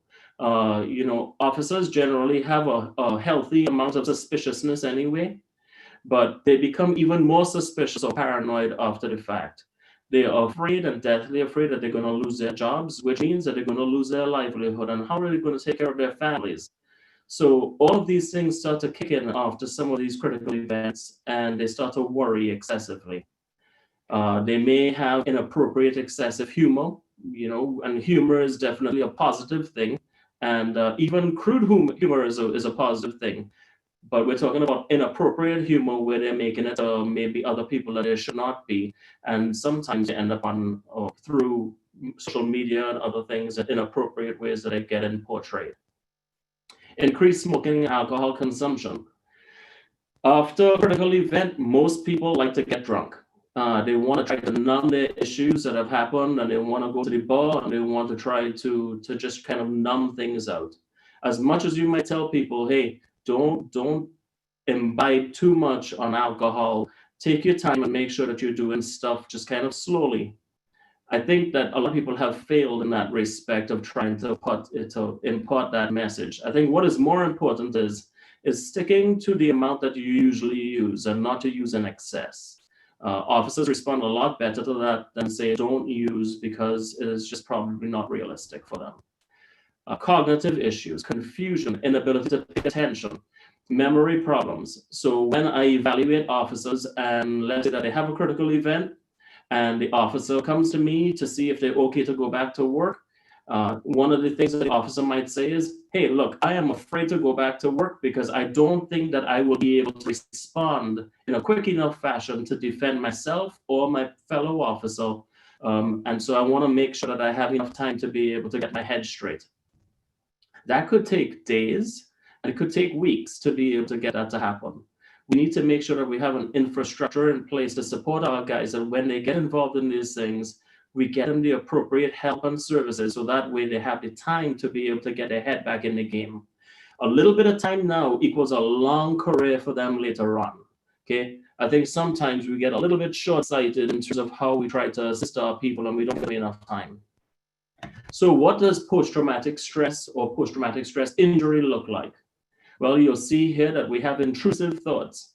These thoughts are literally things that you're going about your business during the day, and all of a sudden, these recurrent memories or these thoughts hop into your mind. Shoot, I know you didn't realize that light was there. Sorry, we have somebody off mute. David Watson, can you mute? All right. I appreciate your passion. Avoidance. We have people who get to certain areas now. I think something that differentiates us as first responders to other people in the community is that we have certain corners and streets and locations in our minds that are locked away in our minds that a certain event happened. And it could have been a really awful event. It could have just been an accident. It could have been a traumatic event. And you may find that the officer is trying to avoid going to those particular areas or trying to avoid having conversations around those particular topics. Those are all normal, but it also could be an issue later on if the person is having these continued sorts of reactions when that is their actual area to cover, right? Their district to cover. Cognition and mood changes. This is when you start to have the memory is not as good as it used to be. You have people who are unable to recall certain key events about the event. Facts about the event. Diminished interest in activities. They're feeling alienated. They push people away.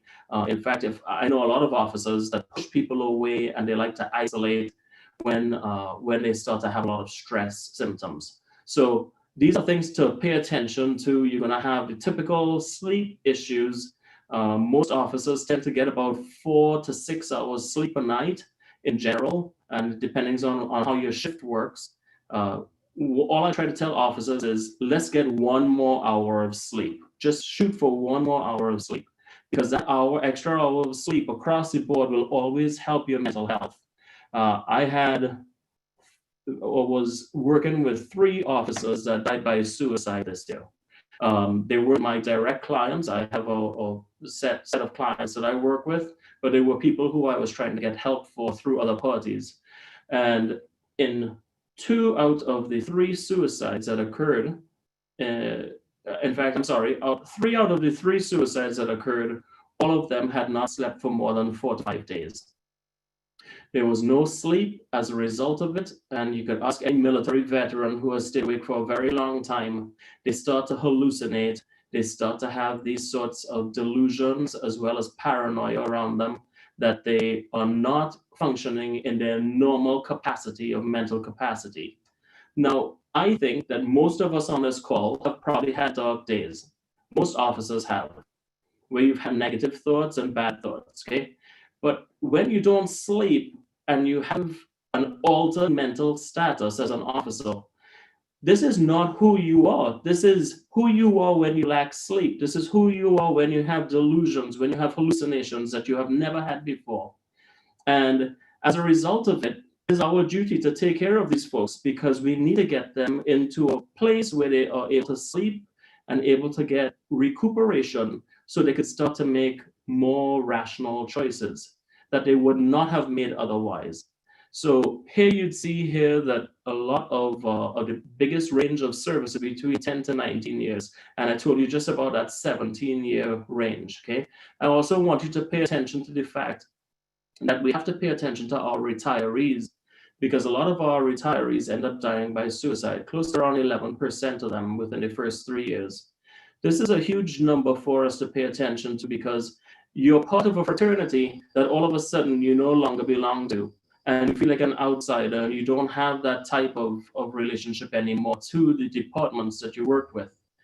Well, last year here in the United States, it was reported here by Blue Health that we had 228 confirmed suicides in our law enforcement officers across the US. And I had a conversation with the person that runs Blue Health, and I told her, I said, I believe that this is probably only accounting for about a quarter of the true suicides that have happened in the United States. And she said, why would you even say that? Because we don't have data to support it. And I'm telling you that we have unattended deaths that aren't recorded. We have accidental overdoses and deaths that sometimes are not recorded. And we have ways that our first responders know how to kill themselves to make it look like an accident. And so we need to pay attention. And I also know departments that do not report the true numbers of what they have going on. So because they don't want to have certain statistics on file. So we have to start thinking about this as being a true pandemic across all departments globally that is happening, because it is happening across all departments. So let me segue into here to suicidal thinking and behavior, because this is an area that's very passionate to me to try to help to prevent. In the conversation that I had with my guy this week that I told you about, at the end of the conversation, I told him, I said, hey, let's talk tomorrow, and I could see you at 10 o'clock, or I could see you at 5:30 in the afternoon. And his question to me addresses point number one. He said to me, is 5:30 a regular scheduled appointment, or are you creating it for me? That was a very pivotal question that he asked me, because what he was really asking is am I a burden to you, and do I have to put you out? Like, I feel like I'm burdening everybody else. And am I going to add that to somebody else now new that I have to feel guilty about? And of course, I told him that it was a regular scheduled slot and I'd be happy to see him, okay? I am, for whatever reason, it was actually not a scheduled slot, but it was very important for me to see him. And so I had to be aware of that fact, okay, that the reason he was asking the question. Suicidal death talks or threats, these are things that had happened. He had submitted paperwork that he was going to kill himself, and he explained why he was going to kill himself to his department. Important thing to pay attention to. Depression, guess what? He has chronic illness, chronic pain that he lives with for the past 2 years that he's had chronic pain that he's going for surgery for. These are huge risk factors for somebody. Let me tell you a next risk factor. He had lost somebody who was a veteran friend to him 4 months before to suicide, and his friend shot himself and killed himself. That is a huge risk factor as well. So all of these red flags were going up. Yes, he was feeling hopeless. Yes, he's feeling helpless. He has a lack of interest in anything, including his family. And thankfully, the thing that will help him to stay on track, sorry, somebody else is off mute there. Things that will help him to stay on track would be things related to kids. That's usually one of the best hooks that we could find for anybody, okay, including our officers. So we have to look at some of these signs and symptoms of suicide as being our roadmap for risk. There are tools that people could use. You could pull this up on the web for free, the CSSRS. This is an evidence-based tool for suicide risk assessment. Officers could use this with the community. Employee assistance programs could use this with our officers. The thing to keep in mind is this is not a catch-all, but it's a good guide for you to see the type of risk that an officer might be going through right now. We're looking for things like intent, a plan. Had they ever thought about this before? Have they ever done anything to try to complete it? Well, in this particular case, and I'll go back to this one again, this officer decided, and some officers are very considerate, where they will not use a firearm to kill themselves because they do not want their wife and their kids to have to clean the mess up. So what this officer was going to do is he had actually tied a noose, and he was going to do it in terms of prison-style type of hanging. And for folks that have worked in correctional facilities like I have for many years, this was going to be a noose around the neck, and he was going to lean forward until he asphyxiated and passed out and died. And it's quite a common way for people to try to do this.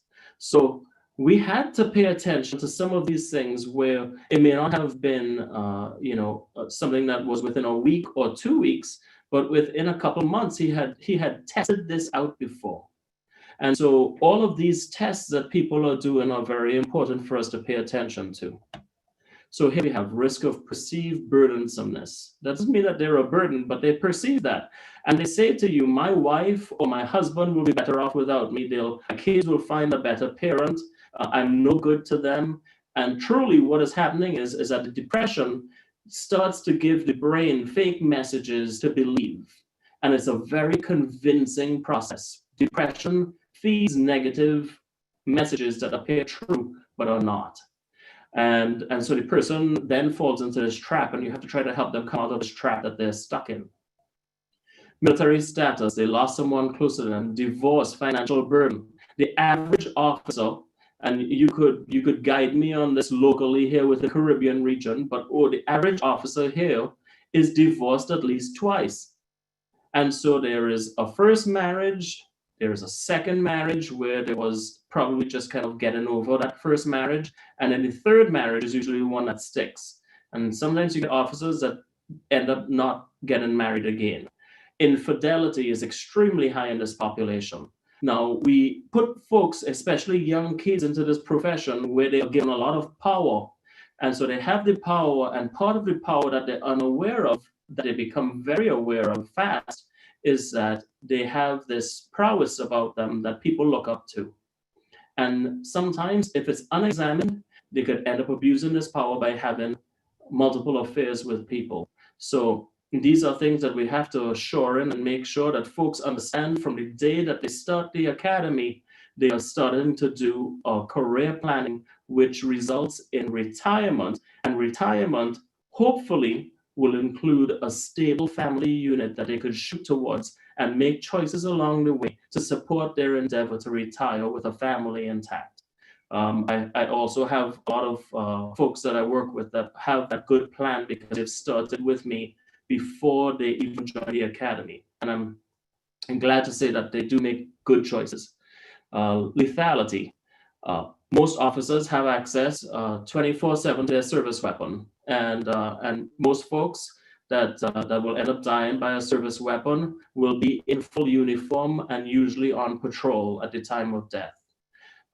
This is sometimes a slap in the face to the department, sometimes is a way of dying with honor, where they feel like there was an honorable last call for them, that they were able to take control and to be able to do something like that. So when I respond and when my fellow officers respond to a call where we have an officer who is suicidal, one of the first things that we have to do is secure weapons. We make sure that the weapons are removed from the house, including personal weapons, where we hold them for safekeeping, and usually is done by a supervisor level or above. And then we're able to get that person at least on a track towards a plan for safety.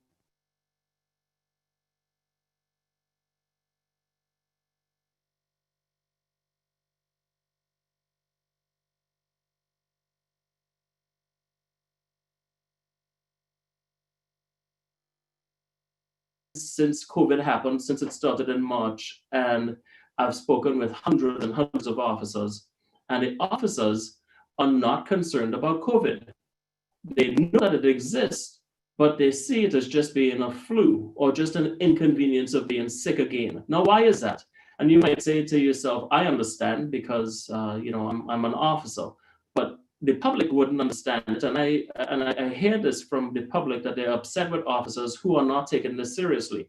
But when the officer is accounting for all of this COVID stuff in their brain, they're thinking to themselves, I get exposed to tuberculosis, hepatitis, bloodborne illnesses and pathogens like HIV. I get spit at, I get punched at, I could get shot and killed on my job. I'm really not afraid when it comes to scaling about an illness that is like a flu. I would say about 65% of my clients that I work with as first responders have contracted COVID. And I know that some of them have been hospitalized in the ICU, and some of them have had symptoms that were just cold-like to them. It was just an inconvenience kind of cold, like allergies. And this range that officers are experiencing due to COVID, they're taking this back to the station and they're having conversations about it. And nobody has died from it in terms of the officers that we work with. And so that is the law that is related to LORE, that is related to other officers. And as a result of it, everybody thinks that they're invincible because you're in a job that you need to think that you're invincible to do your job and survive to get home every day. And so they are not trying to sweat the small stuff, which they see as being COVID. Yeah, they are concerned about their family contracting it and stuff, but they do know from all of the other officers who have contracted it that they survive and that their families are doing okay. So there is a minimization on the risk of contracting and dying from COVID as it pertains to being an officer. Now, there are many departments, and I like that that I think Novlet had reported this in her talk just now. Novlet had made a comment that there was an officer that told a lady, hey, stay back over there and talk to me and report something to me, a domestic violence report from far away. that is generally not the type of response that we're seeing from officers over here. You know, people may be wearing masks, officers may not be, or maybe they have to just because of the work that they're doing and is actually recommended by the department. But the officers are really not afraid of contracting COVID in general. And then, as you may have seen here across the United States, there have been multiple exposures to COVID due to riots as well as marches. And officers have been embedded in those particular riots or marches as undercover agents within those marches, and they've been exposed to COVID. And then you have people who are sidelining to try to protect the crowds and make sure that there was safety in the way that people were protesting. So they have been mass exposure to COVID and to other illnesses as a result of it. What could departments do? I think that one of the more progressive things that has happened within the last 2 years has been annual mental health wellness checks for officers. I'm lucky to be a provider in that respect, where departments refer their folks to me, so we could just have an anonymous meeting with one of their employees, or how many of our employees that they have, to be able to just make sure that they're doing okay, that they have a place to vent and to dump something on somebody about twice a year. Different departments have different standards for it. Some are annual, some are semi-annual, and some are even quarterly. Depends on the type of unit that you work in. So a sex crimes unit, and especially a child sex crimes unit, may have more frequent visits. They may be exposed to 4 or 2 a year, where they're able to meet with a mental health practitioner. I don't know what my time is like Commissioner Foster, but I'd be happy to take some questions. I've condensed a 2-hour presentation into what I hope to be 20 minutes. So I don't know how long I've been going, but I know that we've been kind of messing around on time. So there's more that I could say, but I'll stop for now and see if there's any questions or comments. I'll give you an opportunity for 2 questions or statements as we move on. We are almost an hour behind our scheduled time.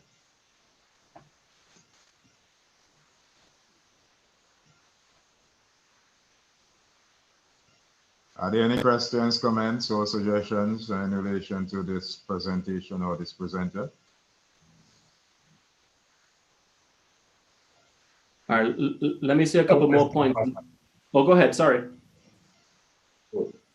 Right, Doc, in terms of the police experiencing traumatic incidents, like for example, a shooting, there seems to be a tension between what we'll call the cool-off period and the need to account.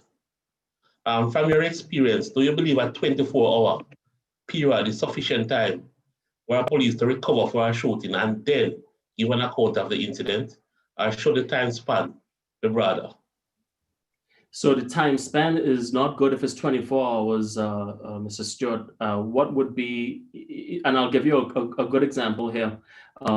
After the incident occurs within 24 hours, honestly, an officer may say that they're okay, but after you go through 2 sleep cycles, so 2 full nights or days of sleep, you start to tend to see these things creep up at about 72 hours. And so 72 hours is a good period of time where you would be able to actually see if the officer has had any kind of residual or immediate impact from the actual event that occurred a couple of days before. Here in Phoenix Police Department, which is the 5th largest department in the United States, they have a 30-day period that the officer is off duty for. And so they may be in reassignment, so that way they're doing a different function, which is off the street for 30 days. Now, I'll tell you, in specialty forces, so in a SWAT team scenario or SRT scenario, these folks are high performers. They are the greyhounds of the department, right? Or the pit bulls. They want to be back with their tribe. They want to be back immediately and get back to the guys, because they never want to be perceived as weak. And so it could have a counteractive effect for them to be out 30 days from their squad. So I think it depends really on what was the actual duty that person was performing in the department. And then I would also say that it should always be, just based on experience, a minimum of 3 days that the person is allowed to be off. I hope that helps, and for the rationale behind it. Thank you, Doc. Yeah, you're welcome, sir. Good afternoon. Michelle Teje here from Brooklyn, New York, retired NYPD, and I'm a member of the Police Officers Providing Peer Assistance. Thank you for such a relevant and always timely presentation. Sir, you had mentioned about cumulative trauma, which also impacts the officers and could potentially lead to suicide, depression, and bouts of anxiety. My question and suggestion, sir, is whether or not you all have implemented things such as trauma response teams, where there will be a team of peer support officers who will come out to the initial site, not to query regarding the incident and specifics. It's not an investigative. It's only to check in on their well-being.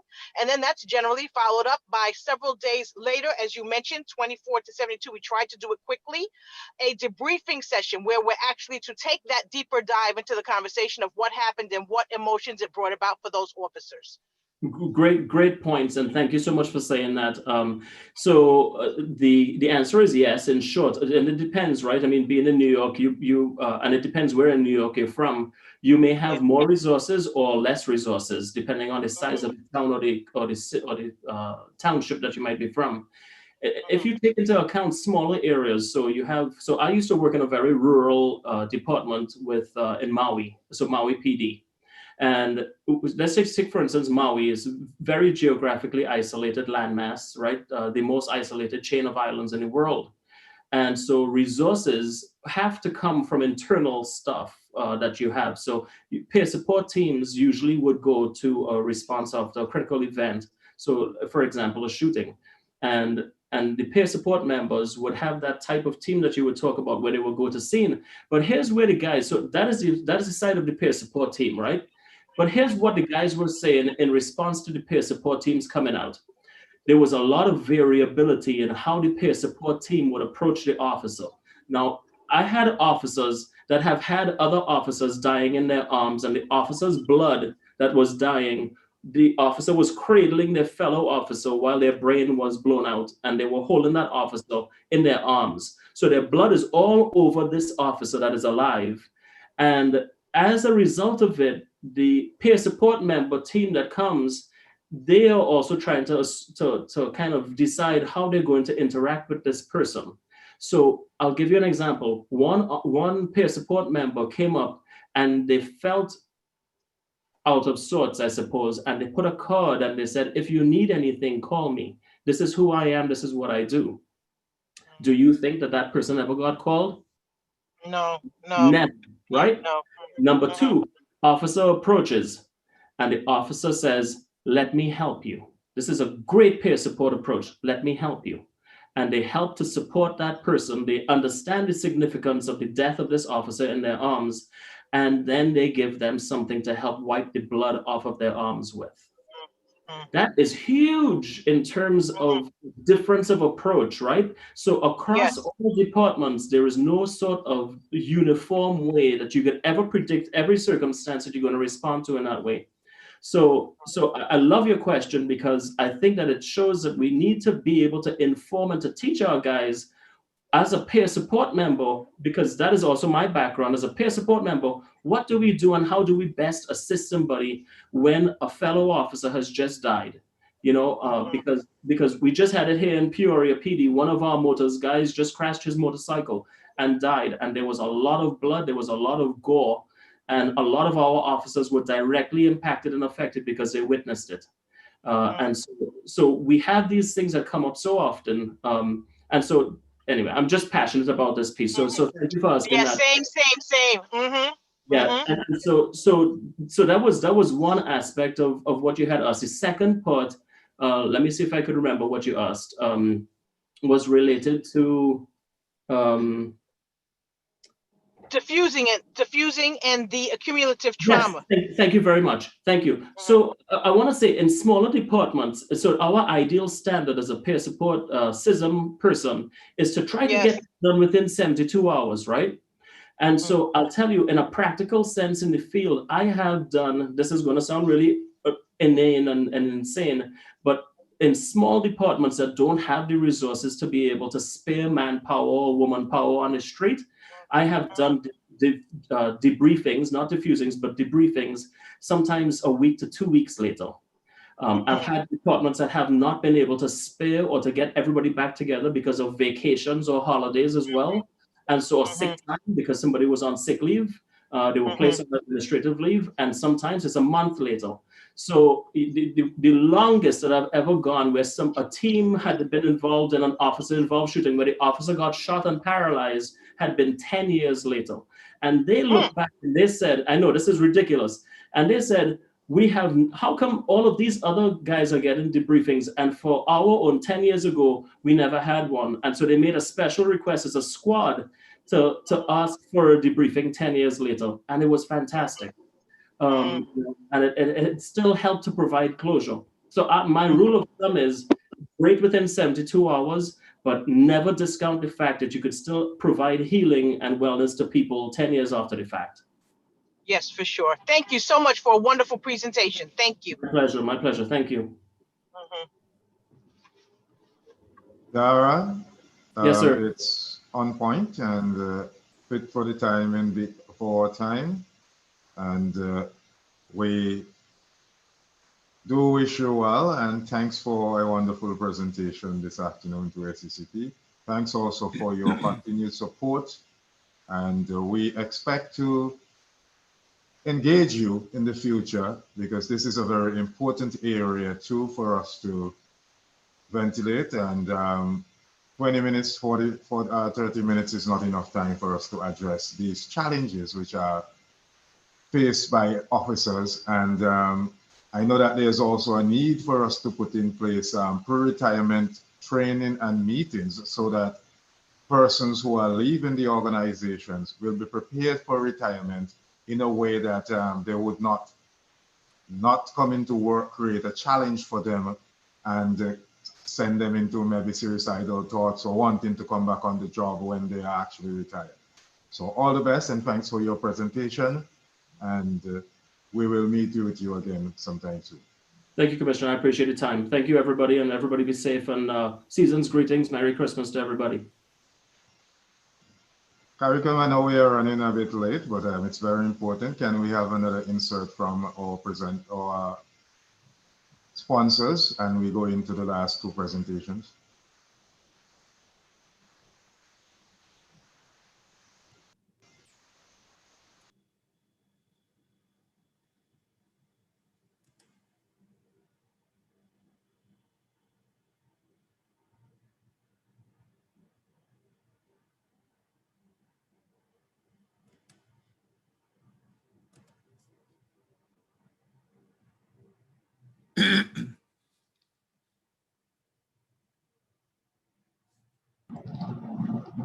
Mr. Foster, that's it. Yes, good afternoon and welcome back. We're having a 5-minute intervention from Major Benson of Red Track. And Major Benson, the floor is yours, 5 minutes. Thank you very much, Mr. Foster. Can you hear? Thank you very much. Okay, I understand the time constraint. So if you allow me, I'll just put one image up and I'll speak around it for less than 5 minutes. So can you confirm that you're seeing? Affirmative. Okay, so like everybody else, Red Track has been affected by the pandemic. In addition, you know that we were down for some construction works. And so next year, looking ahead, we will be 25 years old. We will be celebrating 25 years. And so we're continuing the journey as a training institution. But most importantly, and this is the message, we're going virtual. So starting next year, we're taking all our courses online. And of course, when the pandemic tapers off and things return to normal, we will look at having blended approaches, i.e. sometimes persons will be on site, depending on the practical nature of the courses. And where we are not bound by that, we will do virtual presentations. So this is the message that I am sending. We're going virtual. More information will, of course, come out as we proceed into next year. And for the 25 years, we will not be celebrating because the The budget constraints have been huge due to the COVID plus some inclement weather that we have been having. So we will not be celebrating, we will simply be commemorating the event, and we're gonna do it virtually.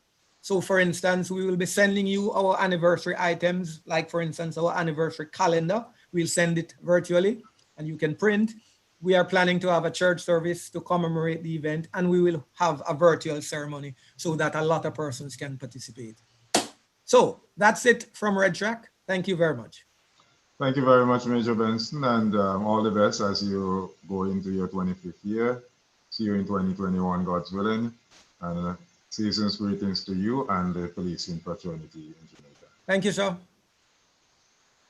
Caricom, can we have another insert, please, before we go into Motorola? That's it, Mr. Foster. You can go into continue with Motorola. Thanks.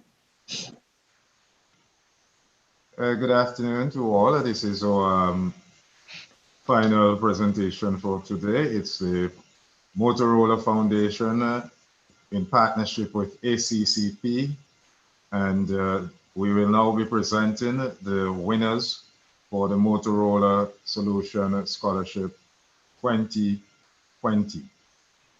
Marcia, it's over to you, or the representative from Motorola Foundation. Good afternoon, and thank you for the invite. Very good meeting so far. My name is Gloria Torres. I'm the Director of Human Resources for Motorola Solutions in Latin America, but I'm representing the Motorola Solutions Foundation today. The Motorola Solutions Foundation supports first responders and technology and engineering education across the globe. For the last 10 years, we have donated around $55 million to public safety organizations. And we have the privilege to partner with ACCP since 2008 to provide police officers and administrative personnel in the Caribbean scholarships with the purpose to assist their children to pursue their educational goals. After almost a decade of successful partnership, we have donated more than $380,000 in grants, and we have benefited around 121 students in the Caribbean. We recently asked one of the students her feedback about the program. She went and pursued a first degree in biology in 2014, and she said, I quote, "My success on the journey that I am on today is a result of your unwavering support, which laid the foundation of my career." I'm happy to say that this person is now studying to become a doctor. So we are very proud to give back to the officers and the families who commit every day to keeping our communities safe. We are proud of the students and the dedication in pursuing a higher education, and we are very proud of the partnership that we have with ACCP through this endeavor. For the year 2020, we received 23 applications for the Caribbean. Out of those 23, we selected 10 winners. And let me just share my screen very quickly. Can you see it?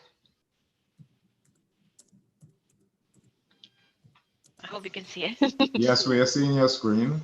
Awesome. So for the 2020 program, we have 10 winners, and I'm very proud to announce them. It's Teal Leacock from Barbados. I hope I'm pronouncing them correctly. Shante Thompson from Barbados, Merlisa Alexander from Grenada, Brianna Parks from Grenada, Alison Mitchell from Grenada, Spark Deuces Grenada, Mark Hines, Jamaica, Courtney Thompson's Jamaica, Tisana Richardson, Jamaica, and Judicious Ross from St. Vince and the Grenadines.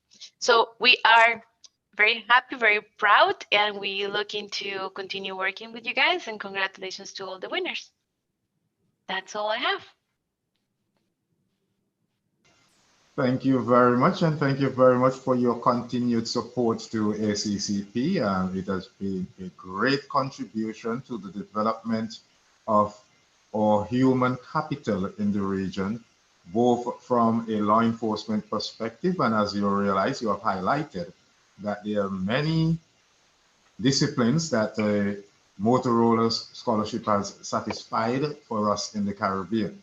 And we ask you to continue your support for ACCP as we move towards making both the Caribbean safer and to provide educational assets for our young persons. So thank you very much, and thanks to Motorola. You'll give us our solution in relation to communication solution, and educational solutions are also just as important. So have a wonderful afternoon. Season's greetings to you and your team and ACCP. We are very grateful for your contribution.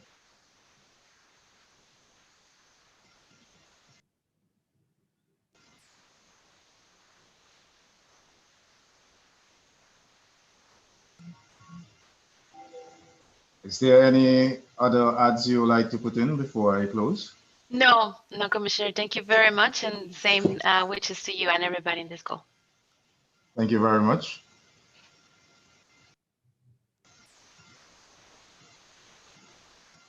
Ms. Hughes, any ads to put in?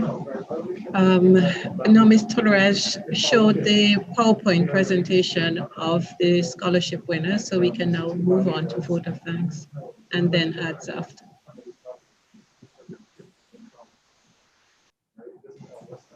Marcia, can the designated person for the vote of thanks do the vote of thanks for the conference? From my end, I thank each and every one for your contribution, and I know we would have run a bit over time thanks to my management. However, the topics which we had to discuss was of such importance that we could not have actually cut them off, and we would have had to allow them to go on to some time.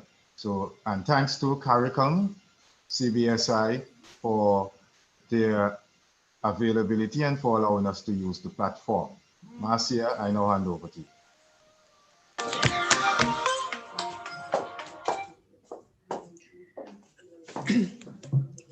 Commissioner Rodney will do the vote of thanks. Good afternoon.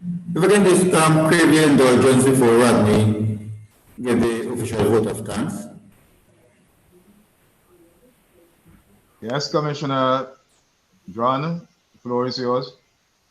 Okay, I just want to thank everyone, especially Commissioner Foster, who has conducted this conference in a very efficient and effective manner. I just want to thank you, Marcy, for your hard work. I know the various challenges that you face. I want to thank the sponsors as well for, as I said before, literally putting their monies where their mouths are. It is a conference with a difference, and we know that we have to change with the changing times, and we are doing just that, considering our limitations, but also our opportunities to do things differently. I just want to wish everyone all the best. I hope that next year or in the not too distant future, we will be able to meet in an actual situation instead of virtually. But notwithstanding that, we are doing the best with what we have. We are making sure that we, as Commissioner of Police, we make various countries safe. We try as far as possible to make the world safe by giving our knowledge and our skills to ensure that the persons who we are in charge of can live a peaceful life and can feel secure in the environment in which they are. I just want to thank everyone, all of the commissioners, for their continued support, and we look forward to the next conference, and we look forward to the continued cooperation among the commissioners and our very important sponsors. Thank you.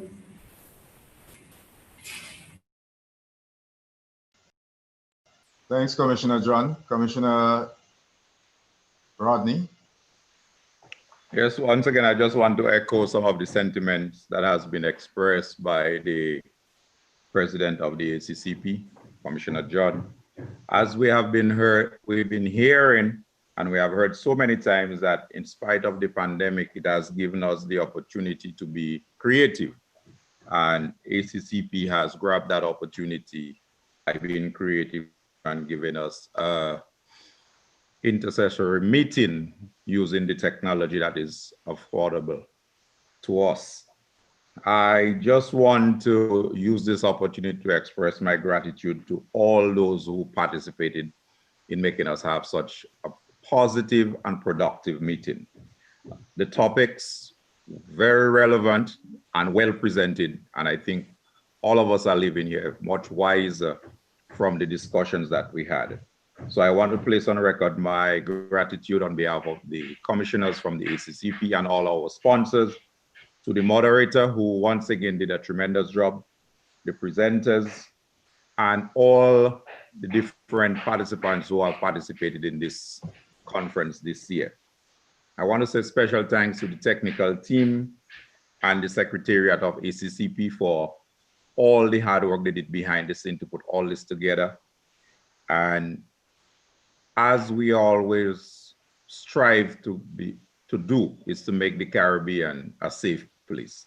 And I think we have fulfilled that by the discussions they've had.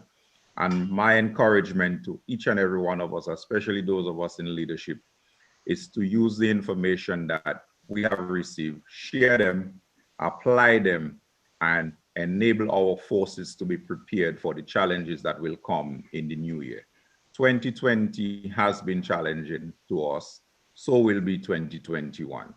But with the material that we have gathered, knowing the prevalence of gender-based violence, knowing the stress of the job and the mental issues that we have to face with, and even with the help that is coming with the vaccine, we know the challenges to be safe with it. So once again, I just want to place on record our great appreciation for all those who have participated, especially those who are not from the region, but who continue to support us, and all our sponsors and other agencies across the globe that enable us to keep the Caribbean safe. We just want to say thank you. And Mr. Moderator, for a job well done, Marcia and your team, Ms. Hughes and your team, I just want to say a job well done. And let me just use this opportunity to wish everyone a great Christmas season. And let us continue to be safe. Let us continue to be proactive so that we can make the region the best place to live and work. Thank you, and may God bless each and every one of you. Thank you very much, Commissioner Rodney. Season's greetings to each and every one. Blessings and all the best. And thanks to CARICOM Impacts and their team for the use of the CBSI platform to have our virtual conference. Looking forward to continuously working with Impacts and working with each and everyone throughout the region as we provide law enforcement products and to keep the communities safe. Please follow all health and safety guidelines, and God's blessing. All the best. Here is where we sign out. Have a good afternoon.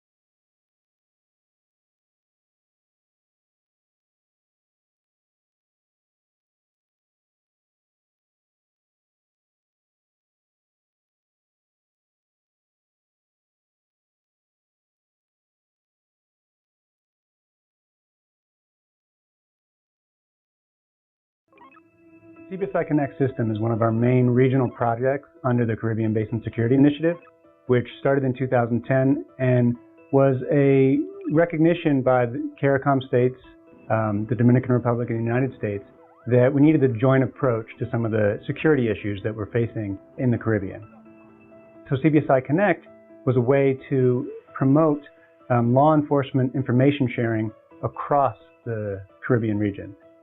CBSI Connect allows each institution to act independently with its own independent portal site, but also replicate credentials to a shared site where collaboration and learning can take place among all participating institutions.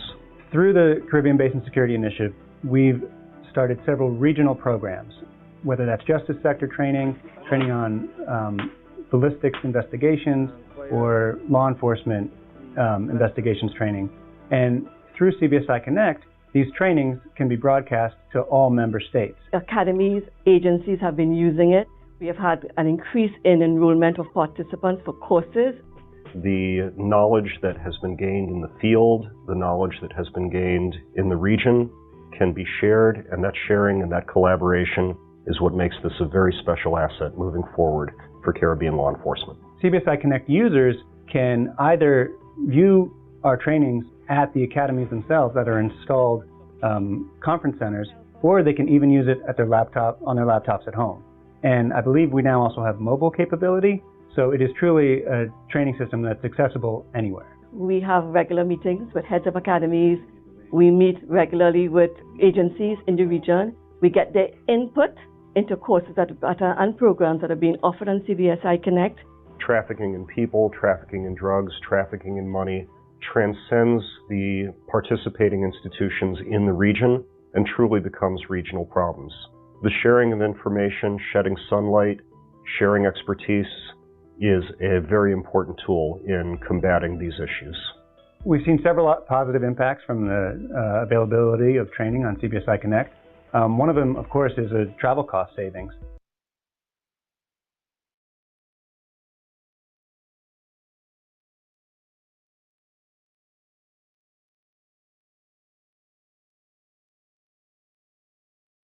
Because you no longer have to spend a day traveling and buy an expensive flight to go receive a training at another academy. The training that has been done on CBSI Connect for law enforcement officers has had tremendous response. We have had an increase in enrollment of participants on CBSI Connect. We have had academies putting more courses on CBSI Connect. We have had training every month on CBSI Connect. We encourage the use of the system for both internal training and external training, and we are trying to build out the library of available courses stored on the system, and we encourage our member states to upload their individual training which they want to share with the community. If there are courses that are available that pique your interest, that could enhance your job, your ability to perform your duties as a professional over CBSI Connect, seek them out, participate, engage. This is really the value of what this technology brings to the region. And that has allowed different academies to build much stronger ties with each other and cooperate on shared law enforcement challenges in the region.